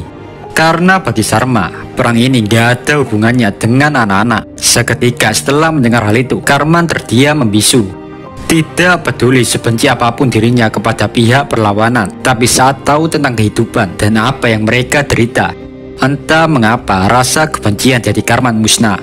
Nggak lama Beretta pun menghampiri Karman dan yang lain. Sontak saja Karman langsung ketakutan, begitu pula anak buahnya. Tapi Beretta mencoba menenangkan mereka, dan Beretta juga nggak akan membunuh mereka. Beretta mengatakan, aku tidak akan membunuhmu Karman, asalkan kau tidak mengatakan apapun dan kepada siapapun tentang wajahku. Karman dan anak buahnya pun hanya bisa menganggukkan kepalanya. Lalu setelah itu, Beretta menghampiri Veldora dan memberitahu jika semuanya telah diperbaiki Beretta, kecuali atap-atap di tempat ini. Dan ini sesuai permintaan Veldora. Veldora sengaja melakukan hal ini karena Veldora sudah mengetahui jika orang kekaisaran akan kesini lagi. Makanya daripada rusak lagi, mending dibiarin gitu aja pak. Kata-kata Veldora bisa dibuktikan karena Veldora sudah menyadari ada sebuah pesawat yang dari tadi ada di langit memata-matai pergerakan mereka. Sontak saja saat mendengar hal tersebut, Zaza langsung emosi. Zaza berkata, kau butuh Veldora, kenapa kau baru saja mengatakan hal ini? Namun Veldora menjawab, jika ini semua sesuai rencananya, Veldora akan menggunakan Karman sebagai sandera untuk negosiasi. Itulah rencana Veldora. Tapi Zaza makin emosi. Kau memang orang yang bodoh. Kau tahu kekaisaran tidak mungkin peduli kepada mereka, ucap Zaza. Suasana semakin kacau. Ramirez pun menghampiri Veldora. Ramirez berbisik, Veldora sama. Rencana ini tidak akan berhasil, ucap Ramirez. Namun Veldora tetap keras kepala jika idenya ini adalah yang terbaik untuk semua masalah ini. Karman pun menganalisa dan dia berpikir mungkin pesawat yang mengintai itu adalah Hiragi. Sharma pun bertanya kepada Zaza tentang Hiragi. Zaza pun memberitahu jika Hiragi adalah letnan pertama yang gak akan segan-segan memusnahkan musuhnya. Namun tiba-tiba Veldora, Ramirez, dan Beretta merasakan ada seseorang yang mulai mendekat dan kekuatannya setara True Demon Lord. Di saat yang sama juga terdengar suara langkah kaki, dan itu adalah langkah kaki seorang wanita. Veldora, Ramirez, dan Beretta pun langsung menghadapkan wajahnya ke atas dan melihat siapa itu. Wanita itu pun berkata, "Halo minasan, watashi Michele." Watashi adalah panglima tertinggi pasukan keamanan selatan dan gubernur jenderal kota selatan. Suasana seketika menjadi tegang, namun Veldora tetap tersenyum dan dia tidak ketakutan sedikit pun. Rasa putus asa dan kekalahan sudah menyeliputi hati Zaza dan yang lain. Tidak ada satu makhluk pun di dunia lain yang tidak mengetahui tentang Michele ini. Mereka sangat menyegani dan menakuti janda Fir'aun satu ini, Pak. Dan akhirnya Veldora Tempest bertemu dengan makhluk paling kuat di dunia ini. Saat melihat kedatangan Michele, Cartman dan anak buahnya langsung membungkuk memberi hormat. Suasana di situ masih tegang, tapi seketika ketegangan itu hilang saat semua orang mendengar tawa keras Veldora. "Wahahaha, apakah kau benar Michele? Sepertinya kau orang yang sangat penting." "Yadah, sepertinya rencanaku menggunakan Cartman sebagai umpan berhasil. Perkenalkan, namaku Veldora. Kau akan..." Sebelum Veldora selesai berbicara, Zaza berusaha menutup mulut Veldora. Zaza berkata, "Diamlah butuh, diam. Kau tidak berguna, jadi diamlah butuh." Dan setelah itu adu bacot antara keduanya tak terhindarkan. Sementara itu, Michele nggak peduli tentang Veldora dan yang lainnya. Tatapan Michele berfokus pada Cartman dan anak buahnya. Di situ Michele berkata, "Kau sudah seperti sampah, kau adalah pengkhianat, dan kau tidak layak untuk hidup sebagai pelayan kekaisaran. Jadi matilah." Sambil mengatakan itu dengan nada tanpa emosi, Michele mengedipkan salah satu matanya kepada Cartman sebagai kode. Cartman yang memahami maksud tersebut, dia mulai melakukan aktingnya. Dan Michele pun berpura-pura menyerang Cartman melalui sesuatu yang keluar dari jarinya. Dan duar! Terdengar suara ledakan. Padahal ya, serangan Michele itu meleset, Pak. Tapi karena Cartman emang sering nonton Boku no Pico, dia tuh membuat seolah-olah serangan Michele mengenai dirinya. Gila, gokil banget gak tuh? Sharma dan Rindo yang mengetahui akting Cartman dan Michele, mereka bertanya kenapa Michele dan Cartman melakukan hal yang gak jelas seperti itu. Setelah itu Michele pun berkata kepada Cartman, "Ingatlah rasa sakit ini. Kau telah membuat kekaisaran menanggung malu, tapi aku akan mengurusmu nanti, Cartman. Kini aku ingin tahu yang mana namanya Beretta." Mendengar namanya disebut, Beretta pun maju dan menjawab, "Akulah Beretta." Dengan tersenyum Michele berkata, "Oh, jadi di sini ada dua orang kuat ya? Tapi kurasa kaulah yang paling berbahaya di sini. Bolehkah saya mengetahui nama Anda?" ucap Michele sambil melihat Veldora. Veldora pun tertawa mendengar pujian tersebut. Veldora berkata, "Kau memang wanita yang sangat pintar. Kau bisa menyadari bahwa diriku ini istimewa hanya dengan pandangan sekilas saja. Aku beritahu, namaku Veldora Tempest, naga terkuat yang pernah ada, dan juga teman dari Demon Lord Rimuru." Gila nih si Veldora, beraninya ngomong naga terkuat. Nanti kalau One-chan Velgreen sama Velzat datang, nangis. Veldora kini sangat bahagia, Pak, karena dirinya telah menjadi pusat perhatian. Veldora pun mendekati Michele dan berkata lagi, "Suasana hatiku sedang baik, maka dari itu aku akan mendengarkan apa yang ingin kau tanyakan." Di satu sisi, raut wajah semua orang yang ada di sana makin bertambah pucat. Mereka takut Michele murka karena kelancangan Veldora. Michele pun membuka mulutnya dan berkata, "Aku hanya ingin menyingkirkan segala sumber bencana yang mengancam kekaisaran." Sambil mengatakan itu, Michele menatap sinis Veldora. Veldora pun menjawab, "Apakah maksudmu? Kau ingin membunuhku?" Mereka berdua pun saling bertatap-tatapan. Melihat obrolan Veldora dan Michele makin ngawur saja, Zaza pun ingin melerai mereka, namun Ramirez menghentikannya. Ramirez menyuruh diam dan melihat saja, biar kali ini Veldora yang menangani situasi ini. Mendengar hal itu, Zaza enggan menuruti Ramirez karena Zaza gak percaya sama sekali dengan kekuatan Veldora. Zaza di sini gak tahu seberapa kuat Veldora. Yang Zaza tahu, Veldora hanyalah seorang pria bodoh dan bermulut besar. Gak lama setelah itu, sesuatu terjadi di dalam diri Michele. Zaza merasakan kekuatan yang sangat dahsyat hingga dia pun ketakutan. Beretta yang juga merasakan kekuatan goib mirip punyanya Samsudin Overpower. Dia pun langsung menghampiri Ramirez untuk melindunginya.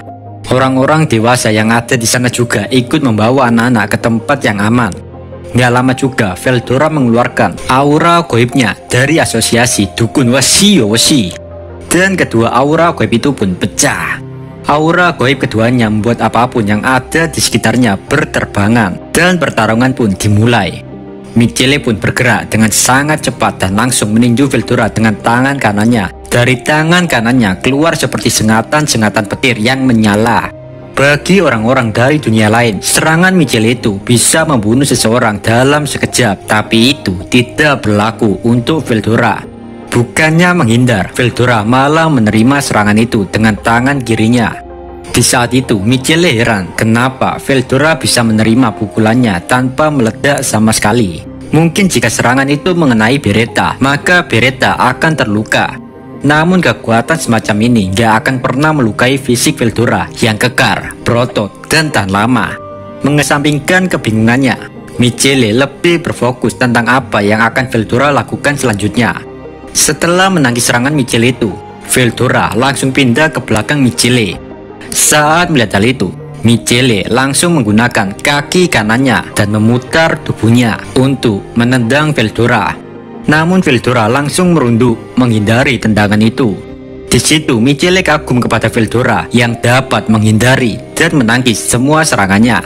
Sementara itu Veldora tertawa bahagia karena Michele bisa menghiburnya sekaligus membuat dirinya menjadi pusat perhatian. Terlepas betapa bodoh dan mengesalkannya om-om rambut kuning ini, Veldora adalah guru Zekion. Dia bukan sekedar om-om wibu, tapi dia seorang seniman bela diri yang gak bisa diremehkan. Kini giliran Veldora. Dia melepaskan tinjunya. Michele pun dengan rasa jengkel menangkis serangan itu dengan tangan kirinya. Michele berkata, "Kau memang tidak masuk akal. Mungkin aku harus serius jika ingin memenangkan pertarungan ini." Michele sudah memahami jika Veldora bukanlah orang-orang dari kekaisaran yang melarikan diri. Michele pun mengeluarkan bola hitam di tangan kanannya. Bola itu dibisikkan sebuah desahan-desahan manja. Dan dalam sekejap, bola tersebut bergerak sesuai keinginan Michele. Bola itu pun keluar ke atap, lalu melebur secara transparan. Jadi dengan ini, semua orang dari luar yang mengintip dan menguping, seperti Hiragi, tidak akan tahu apa yang sedang terjadi di dalam sini, Pak.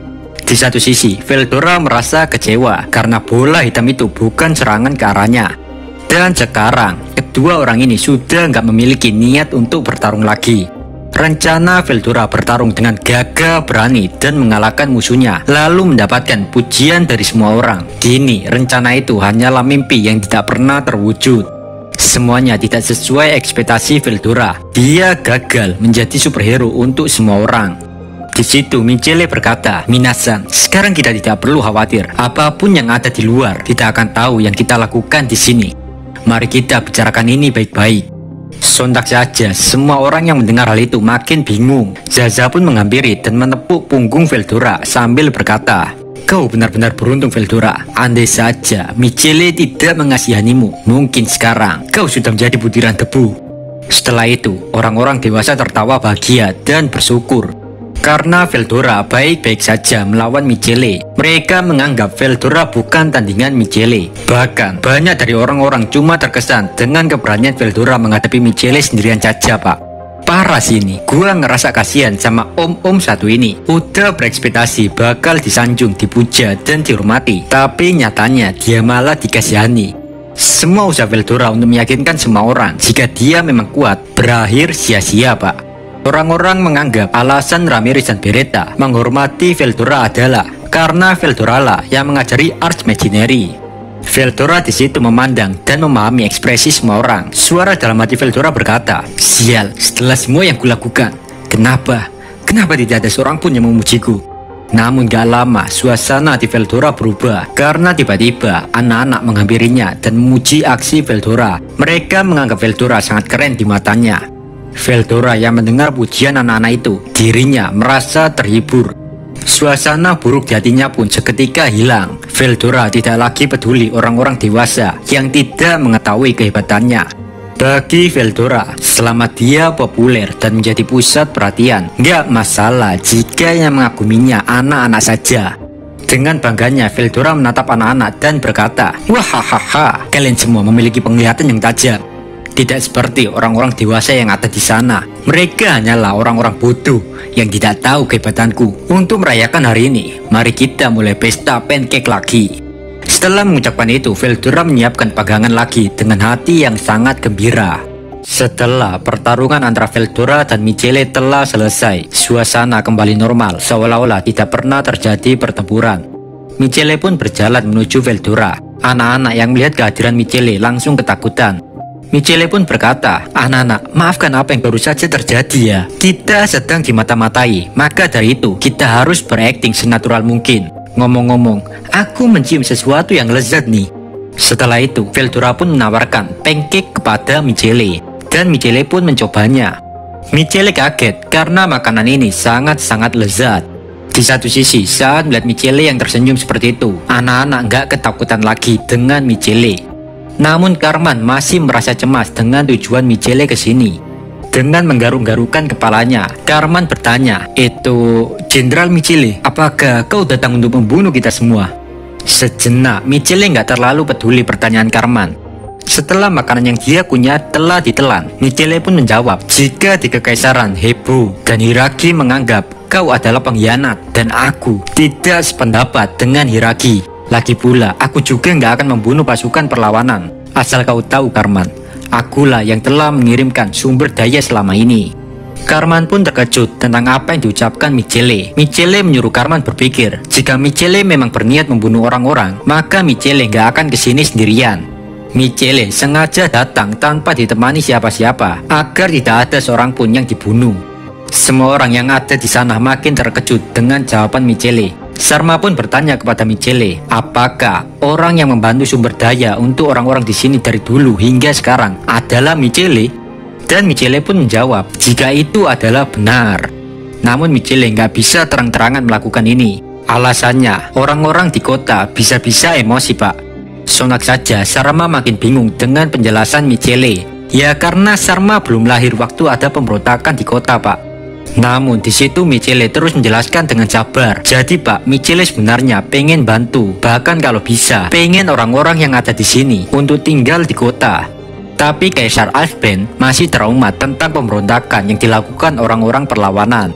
Di satu sisi, Sarma tetap aja ngeyel dan nggak percaya ucapan Michele. "Gua nih makin lama makin risih sama nih Sarma, Pak. Nggak tahu apa-apa tapi sok-sokan merasa tersakiti. Udah dibantu masih aja nggak tahu diri." Nggak lama, Rindo juga ikut-ikutan dan berkata, jika apa yang diucapkan Michele hanyalah sebuah kemunafikan belaka. Sarma di situ menyuruh Rindo untuk diam dan gak usah ikut campur pembicaraan ini. Tiba-tiba, ada seorang warga bertanya kepada Michele, "Kalau begitu, beritahu kami, kenapa kau membantu kami? Apakah kau hanya memperpanjang penderitaan kami?" ucapnya. Michele pun menjawab, jika dia emang murni ingin membantu. Michele nggak peduli jika dicap sebagai orang yang munafik. Di situ Sarma masih ngerasa jijik dengan perilaku Michele yang seolah-olah menjadi pahlawan dari balik bayangan. Lantas Michele pun bertanya kepada Sarma, apa yang akan Sarma lakukan jika dia di posisi Michele saat pemberontakan itu terjadi. Inilah filosofi, definisi, bantu salah nggak bantu makin merasa bersalah, Pak. Susah sama manusia. Manusia tidak akan bisa memahami penderitaan jika satu sama lain tidak merasakan penderitaan yang sama. Lantas di situ Sarma hanya bisa terdiam, gak bisa jawab pertanyaan Michele. Dalam benak Sarma dia membenci dunia ini dan dia ingin tahu alasan kenapa dunia gak adil terhadapnya. Sarma merasa jika dia berada dalam pihak keadilan yang ingin mengambil kembali haknya. Namun dalam hatinya Sarma ragu, apakah Kekaisaran benar-benar orang yang jahat. Sarma sendiri gak pernah tahu kebenaran dari ini semua. Keadaan semakin memanas. Zaza yang dari tadi nonton akhirnya berdiri dan dia berkata, "Minasan, tolong tenanglah. Jenderal Michele, maafkan Watashi. Mungkin Watashi harus mengatakannya sekarang." "Minasan, Watashi bekerja untuk Kekaisaran. Maafkan Watashi telah menyembunyikan ini dari kalian semua." Saat mendengar hal tersebut, dalam sekejap suasana langsung tidak terkendali. Semua orang makin ribut tuh saat mendengar pernyataan Zaza. Sarma pun menyuruh mereka semua untuk tetap diam. Dan setelah itu pun, orang-orang yang penting mereka pindah tempat ke tempat yang lebih tenang dari semua orang. Di tempat itu cuma ada Carmen, Zaza, Sarma, Rindo, Veldora, and the Gang, dan Michele. Di situ Zaza pun menceritakan semuanya. Jika sebelum perang besar dimulai, dia adalah seorang prajurit yang ditempatkan di kota ke-7. Dia adalah seorang letnan pertama, tapi saat itu belum terjadi perang, Pak. Sementara anak dan istrinya, mereka berdua tinggal di sebuah pedesaan di pinggiran kota. Dan saat perang itu dimulai, seluruh dunia terbungkus api senjata nuklir. Dari peristiwa itu juga, keluarga Zaza terbunuh. Penyesalan Zaza saat itu sampai sekarang adalah kenapa dia tidak ada di sisi keluarganya saat ada perang ini untuk melindungi mereka. Dan setelah kejadian itu, Zaza dipindah tugaskan ke kota ke-6. Saat itu Zaza bertugas mengawal pengungsi masuk. Di saat yang bersamaan juga terjadi kekacauan massal di kota tersebut. Alhasil Zaza dan pasukannya terluka, bahkan banyak yang meninggal. Zaza di situ hanya mengharapkan kematian segera menjemputnya. Organ-organ di tubuh Zaza juga sudah hancur. Di saat itulah datanglah Michele. Michele datang memberikan Zaza harapan untuk meneruskan hidup. Oleh sebab itulah Zaza memiliki alasan lagi untuk hidup menjadi informan Michele. Dan dia juga dijadikan cyborg. Semenjak itu Zaza menyelinap ke kota dan membawa apapun yang diberikan Michele agar orang-orang di luar kota bisa tetap hidup. Cuma saat itu Zaza mengatakan kepada pihak perlawanan jika Zaza mendapatkan ini semua adalah karena faktor keberuntungan. Makanya Zaza bisa menemukan alat serta kebutuhan untuk bertahan hidup. Rindo yang mendengar hal itu pun menganggukkan kepalanya. Bagi Rindo semuanya sudah clear, masuk akal gitu, Pak. Dan kini Michele sudah terbukti tidak mengada-ngada, Pak, tentang kebaikannya. Carmen juga awalnya merasa heran kenapa Zaza nggak takut sama sekali dengan Michele dan udah kayak biasa aja gitu, Pak. Ternyata udah satu komplotan anjing. Veldora juga menatap dingin Zaza dan Veldora berkata, aku sudah tahu dari caramu berbicara Zaza, kau adalah mata-mata yang sangat mengerikan. Zaza yang mendengar hal itu ngerasa malu, Pak, sambil menggaruk-garukan kepalanya. Setelah itu Michele mengambil alih pembicaraan. Michele berkata jika dia tahu akan ada banyak pertanyaan dalam benak Sarma dan Rindo tentang kota, perang, dan lain-lain. Tapi Michele ingin semua orang mengetahui alasan Michele datang ke sini secara langsung karena dia merasakan sesuatu kehadiran yang mengganggu di dalam kota. Michele tidak bisa mempercayai orang-orang yang ada di kota maupun kekaisaran. Michele lebih percaya pada orang-orang dari luar kota seperti Sarma dan Rindo. Sontak saja saat mendengar hal itu, mereka berdua nggak ngerti maksud Michele. Seolah-olah secara nggak langsung Michele memiliki musuh di dalam kota. Dan hal itu aneh karena pihak perlawanan nggak ada satupun yang ada di kota. Bahkan Zaza pun yang udah lama sama Michele nggak tahu apa-apa tentang musuh dalam bayangan yang dimaksud Michele, Pak. Sejenak mulut Michele membuka dan menutup kayak orang ragu-ragu mau ngomong, tapi dia pun memutuskan. Michele berkata jika dia ingin meminta bantuan orang-orang yang ada di sini. Sebenarnya siapa mereka dan apa tujuannya? Jadi penasaran gua anjing. Di situ Michele pun jelaskan mulai dari awal, yaitu penyebab perang ini adalah kelaparan dan peningkatan jumlah populasi. Dan Michele merasa aneh, orang-orang yang terpilih menjadi salah satu penduduk kota adalah melalui lotre. Tapi kenyataannya, orang-orang yang terpilih merupakan orang yang memiliki gen yang baik. Dan saat mereka sudah mendapatkan orang dengan gen yang baik, maka sisanya mereka nggak peduli. Mereka akan membuang yang tidak terpilih. Rindo dan Sarma yang mendengar hal itu, mereka berdua kaget tentang kenyataan ini. Maka dari itu, 5 kota yang tersisa di bawah bendera Kekaisaran Alsben menolak keras adanya pengungsi masuk. Dengan kata lain, peperangan ini emang sudah direncanakan untuk mengurangi populasi demi mempertahankan sumber daya. Mereka juga berpikir, apakah radiasi yang mencemari dunia memang termasuk di dalamnya? Yang pasti, Michele untuk saat ini tidak memiliki bukti yang cukup kuat. Dan Michele nggak bisa percaya dengan petinggi di Kekaisaran. Michele meminta semua orang yang ada di sini membantu menyelidiki ini. Namun seketika suasana menjadi hening. Mereka tidak tahu apa yang harus dilakukan. Dan tiba-tiba Veldora tertawa mencairkan suasana. Wahahaha, kau bilang ingin kami menolongmu. Apapun yang berbau dengan menghancurkan, maka aku akan membantumu. Kau juga setuju kan Zaza? Sontak saja Zaza kaget saat ditanyai Veldora seperti itu. Karena Zaza mungkin sudah tahu orang-orang kuat di Kekaisaran yang kekuatannya melebihi perkiraannya. Namun Zaza dan Karman dengan sedikit ragu, mereka berdua mengatakan akan membantu Michele untuk mengungkapkan ini. Sedangkan Sarma dan Rindo hanya menganggukkan kepalanya yang menandakan mereka juga setuju. Veldora langsung menawarkan diri dengan juga rela untuk menyerang kekaisaran sekarang. Tetapi Rindo, Karman, dan Zaza memarahinya. Mereka nggak yakin Veldora bisa mengalahkan Imaginary Four yang tersisa. Selain Michele masih ada 3 di kekaisaran. Melihat hal itu, akhirnya Beretta bertindak. Beretta sudah mengenal Veldora. Beretta pun memanipulasi Veldora dengan kata-katanya.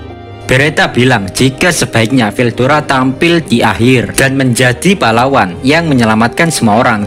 Dengan begitu, Veldora akan semakin viral. Mendengar hal yang masuk akal itu, Veldora pun setuju dengan usulan Beretta. Sedangkan untuk laporan orang-orang di kekaisaran, Michele akan membuat laporan palsu, di mana Michele akan membakar habis markas perlawanan di sini sebagai bukti jika Michele telah membunuh semua orang. Michele juga meminta bantuan kepada Veldora untuk mengawal orang-orang ke tempat persembunyian yang baru. Michele sangat menyadari jika Veldora sangat cocok untuk tugas ini, karena Michele tahu Veldora lebih kuat daripada dirinya. Sebelum pertemuan ini ditutup, Sarma bertanya apa yang akan Michele lakukan jika pelaku sebenarnya adalah Kaisar sendiri atau ayah Michele. Michele dengan tegas menjawab jika ini semua nggak ada hubungannya, entah siapapun pelakunya, Michele akan menegakkan keadilan.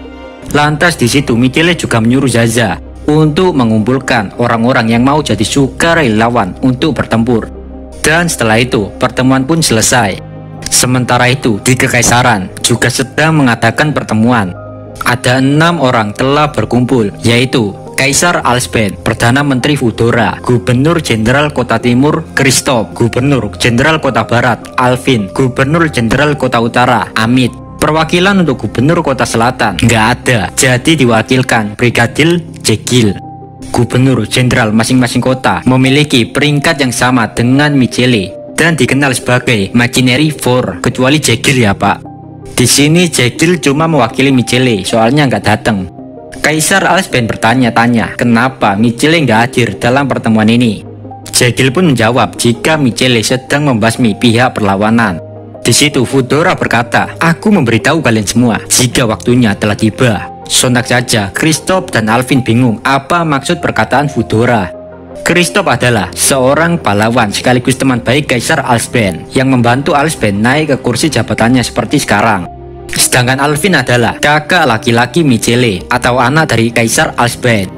Alvin juga salah satu orang yang menjadi informan untuk Michele. Dan saat Fudora mengatakan hal ini, semuanya makin terlihat jelas. Ada indikasi jika orang di balik bayangan yang sengaja menciptakan dunia bagaikan neraka kemungkinan adalah Fudora.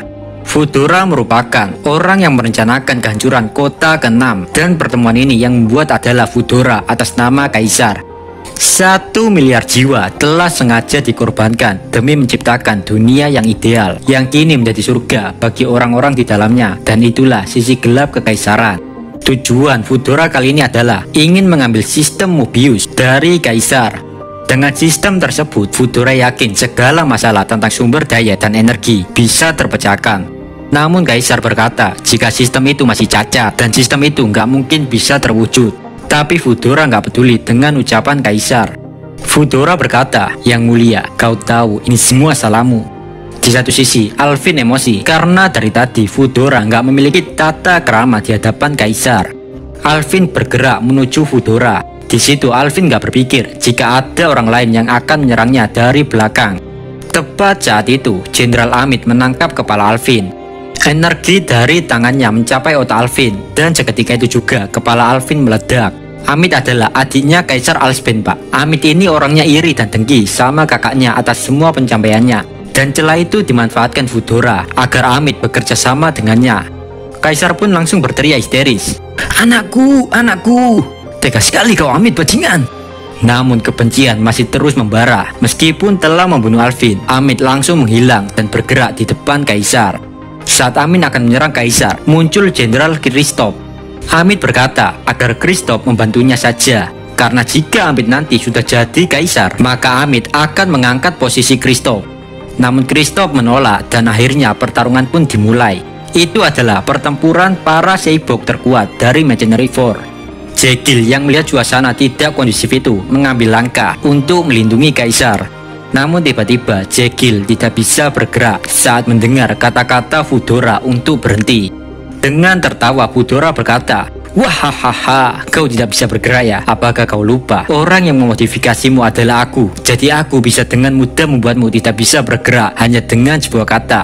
Kini Kaisar semakin terpojok. Fudora mengatakan jika kemenangannya sudah terlihat jelas di depan matanya. Tapi Kaisar nggak percaya ada orang yang bisa mengalahkan Kristoff. Dan tiba-tiba Fudora tersenyum. Dia berkata, "Kau begitu percaya diri Kaisar. Kalau begitu lihatlah, bunuh dia sekarang juga."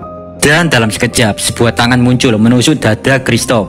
Melihat kejadian yang gak masuk akal itu, Jekyll dan Kaisar kaget karena tangan yang menusuk Kristoff adalah tangan milik Alvin yang sudah menjadi almarhum. Sontak saja Kristoff diambang sakaratul mautnya. Dengan heran dia bertanya, "Otakmu hancur, tapi bagaimana bisa?" Kepala Alvin yang telah dihancurkan kini diperbarui lagi dan dia menjawab, "Watashi bukan Alvin, Watashi adalah Bionoid, makhluk hidup ciptaan Fudora sama. Kini Watashi akan menyerap segala informasi, kepribadian, ingatan, dan keterampilan milik Alvin." Melihat pertunjukan itu, Fudora makin tertawa ngakak, Pak. "Wahahaha, konyol sekali hidupmu Kristoff. Andaikan kau bergerak dan berniat membunuhku lebih dulu, mungkin akulah yang membunuhmu." Dengan tatapan penuh penyesalan di ujung umurnya, Kristoff meminta maaf kepada Kaisar karena udah jadi almarhum duluan. Sementara itu, Kaisar Alsben hanya bisa bingung. Dia tidak bisa mencerna semua situasi ini. Dengan tatapan psikopat, Fudora berkata kepada Kaisar, "Jangan khawatir Kaisar, memang Kristoff telah mati, tapi kematiannya tidak akan sia-sia karena aku akan merubahnya dan Kristoff akan terlahir kembali menjadi Bionoid yang lebih kuat." Di situ, Fudora tiba-tiba mengeluarkan sebuah bola dan bola itu dimasukkan ke dalam dada Kristoff. Seketika, Kristoff bangkit kembali, bahkan wajahnya menjadi muda. Kristoff telah dilahirkan kembali dan menjadi Bionoid terkuat yang pernah dimiliki Fudora. Bionoid ini bisa mikir, Pak, cuma mereka nggak memiliki hati lagi. Jadi mereka sudah nggak seperti manusia pada umumnya. Di situ, Kristoff menundukkan badannya di depan Fudora dan berkata, "Saya Kristoff, perisai dan pedang Anda. Saya menunggu perintahmu Fudora sama." Kaisar tidak bisa berkata apa-apa lagi melihat hal tersebut. Teman yang paling dia percaya telah meninggal dan kini menjadi musuh yang paling berbahaya untuknya. Di situ, Fudora kembali mendesak Kaisar untuk memberikan sistem Mobius agar dia bisa dengan cepat memperbaiki dunia ini. Namun Kaisar tetap beralasan jika sistem itu cacat, nggak mungkin bisa mewujudkan mimpi Fudora. Malahan menurut Kaisar bisa membahayakan dunia ini, atau bisa dibilang sistem itu bisa membuat dunia ini kiamat. Kini halangan Fudora tinggal Michele dan si bodoh Amit. Dengan bahagia Amit berdiri di depan Kaisar. Dia berniat membunuh kakaknya. Tapi saat dia melancarkan serangannya, Kristoff tiba-tiba bergerak dan meninju kepala Amit. Dan dalam sekejap, kepala Amit hancur dan Amit jadi almarhum. Fudora pun memangsa tubuh Amit dan seketika Fudora berubah jadi pria muda yang tampan. Nggak ada yang bisa melindungi Kaisar. Jekyll juga nggak bisa bergerak. Tanpa basa-basi busuk, Fudora membunuh Kaisar. Fudora juga menyerap semua pengetahuan Kaisar agar bisa mengetahui di mana sistem Mobius itu. Dengan demikian, Kaisar Alsben yang telah memerintahkan sebuah kerajaan selama 100 tahun telah tenang jadi almarhum. Kini Fudora berpikir, apa yang bisa Jekyll lakukan untuk dirinya? Fudora pun tertawa jahat karena dia memiliki rencana akan menggunakan Jekyll sebagai umpan. Seketika itu juga kesadaran Jekyll hilang. Jekyll telah resmi diubah menjadi Bionoid dan menjadi keluarga besar sekte Bionoid Fudora Kintil Prigitiu. Di lain cerita, gak kerasa Veldora, Ramirez, dan Beretta sudah 5 hari di dunia lain. Veldora dan 1000 orang yang lain terus berjalan menuju tempat yang telah ditentukan Michele. Karena kelelahan berjalan, semua orang pun berhenti. Di situ Veldora membuat suatu penghalang. Dan setelah itu dengan santai dia memasak daging. Namun Zaza emosi saat mengetahui Veldora memasak. Menurut Zaza, masalah selalu muncul jika Veldora menggunakan panggangan tersebut. Zaza berspekulasi panggangan itu dikutuk dan membawa kesialan. Oh iya Pak, di sini orang-orang memakai pakaian kayak astronot. Karena jalan menuju permukaan, udaranya itu dipenuhi radiasi dan gas beracun. Dan menurut Zaza, hanya orang gila yang memasak pada situasi seperti ini. Anak-anak yang melihat Veldora memasak, mereka melepaskan pakaian astronotnya dan langsung makan daging yang telah dimasak Veldora. Sontak saja, Zaza merasa ada kejanggalan pada situasi ini. Sejenak, Zaza juga melepaskan pakaiannya. Dan ternyata tidak ada sama sekali radiasi dan gas beracun di sini. Yang ada dalam pikiran Zaza cuma why? Bukan hanya Zaza saja, tapi semua orang juga kaget kecuali Ramirez dan Beretta.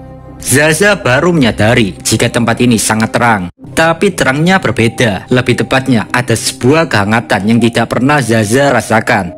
Dan seketika itu, Zaza kaget tentang apa yang dia lihat. Selama bertahun-tahun, Zaza akhirnya bisa melihat matahari lagi. Dan matahari di dunia lain ini nggak pernah kelihatan pak, selalu tertutupi awan-awan hitam yang sangat tebal. Namun kini matahari bisa terlihat, dan yang melakukan ini adalah Veldora. Veldora menggunakan kekuatannya untuk menerbangkan awan dan memurnikan atmosfer di daerah sekitar sini.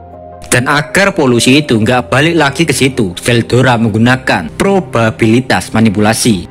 Zaza pun untuk pertama kalinya tersenyum. Dan sekarang Zaza lagi santai duduk-duduk di sebuah batu sambil melihat Veldora yang lagi gembira memasak barbeque.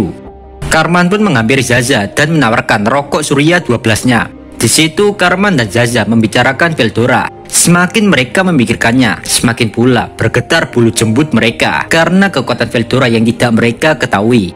Lebih tepatnya, kini mereka sudah mulai ngerasa jika Veldora bukan sembarang om-om. Mereka berdua berspekulasi jika bersihnya tempat ini dari polusi adalah karena perbuatan Veldora. Namun tiba-tiba mereka berdua berhenti ngerumpi karena tanpa disangka-sangka muncul 20 monster binatang buas yang biasa disebut Super Beast. Zaza pun berkata, sudah kubilang kan Karman, panggangan itu dikutuk. Suasana yang tadinya tenang kini berubah menjadi kacau. Semua orang berteriak ketakutan. Bagi semua orang di dunia ini, monster-monster itu adalah musuh yang mustahil untuk dilawan. Bahkan jika Karman memiliki power switch-nya, tetap saja nggak akan bisa ngelawan monster-monster tersebut. Dan hal ini kemungkinan sudah diprediksi Michele. Makanya dia mempercayakan misi ini pada Veldora. Zaza dan semua orang yang sanggup bertarung mengambil posisi menyebar untuk melindungi semua orang. Di satu sisi, 20 ekor Super Beast mengelilingi mereka, jadi semua orang nggak bisa kabur kemana-mana. Di sini, Karman ngerasa emosi karena seolah-olah dia tidak berguna. Dia tidak bisa melakukan apa-apa karena power switch-nya sudah dirusak duluan oleh Beretta. Sekuat apapun serangan seseorang, tidak akan bisa membunuh Super Beast karena mereka memiliki daya regenerasi yang sangat luar biasa. Sementara itu, anak-anak tetap makan barbeque. Anak-anak tetap tenang karena mereka melihat jika Veldora nggak takut. Dan hal itu membuat anak-anak berpikir semuanya akan baik-baik saja. Melihat objek yang dapat membuatnya viral di mata orang-orang, Veldora sangat bahagia. Veldora pun berdiskusi sama Ramirez dan Beretta. Namun Ramirez dan Beretta mengatakan jika monster-monster itu tidak akan menyerang mereka bertiga karena monster-monster itu bisa melihat kekuatan seseorang. Sontak saja Veldora sedih karena jika monster itu terlalu takut, Veldora nggak akan bisa menunjukkan kekuatannya di depan semua orang. Di situ Ramirez tidak terlalu peduli tentang kekecewaan Veldora. Ramirez cuma nyuruh Veldora agar fokus sama barbeque-nya saja. Menurut Ramirez, Veldora sudah cukup keren di mata anak-anak. Di satu sisi, emosi Zaza semakin meluap-luap saat melihat Veldora yang tetap tenang dan masih meneruskan masak-masak barbeque. Veldora pun berkata kepada Zaza, tenanglah bos, kalian kan ada di dalam penghalang dan monster-monster lemah itu tidak akan bisa masuk ke dalam penghalang ini. Namun Zaza tetap aja ngeyel. Zaza nggak percaya sama sekali dengan ucapan Veldora. Di dunia ini sudah nggak ada yang ditakutkan Veldora. Dia sudah memahami hukum dunia ini dengan menggunakan All of Creation and Shaker of Truth, yang dengan kata lain Veldora bisa menggunakan sebagian kekuatannya tanpa kesusahan pak. Dari sudut pandang Veldora, monster-monster itu terlalu takut untuk menyerang. Bagi Veldora, semua hewan-hewan yang besarnya nggak ngotak dan mengerikan itu hanyalah bagaikan tikus, kucing, anjing, burung, atau ular biasa pada umumnya. Sedangkan Karman tetap saja ketakutan dan dia menyerang dengan Gatling plasma miliknya. Tapi tetap saja semuanya sia-sia. Karman dan anak buahnya terus menyerang hingga mereka kehabisan amunisi, dan setelah itu mereka menyerah. Mereka memilih untuk mundur ke dalam penghalang lagi. Namun saat Karman mundur, salah satu monster harimau mengejar Karman, dan monster itu lupa jika ada sebuah penghalang. Dan saat monster harimau itu menyentuh penghalang, monster itu langsung menjerit kesakitan. Zaza pun kaget dan bertanya kepada Veldora tentang kejadian ini. Namun Veldora nggak peduli dengan pertanyaan Zaza, karena menurut Veldora percuma saja menjelaskan sesuatu kepada orang yang nggak pernah percaya. Setelah mengenai penghalang dan mengalami luka yang sedikit dalam, nggak lama setelah itu macan tersebut bangkit. Daya regenerasi dalam tubuhnya membuat luka-lukanya tertutup begitu cepat. Kini macan itu hanya mondar-mandir di sekitar penghalang, nggak berani masuk. Jika kalian suka video ini, jangan lupa subscribe biar channel ini makin berkembang. Saya Dio dari channel Si Kekindil. Amin. Bye bye.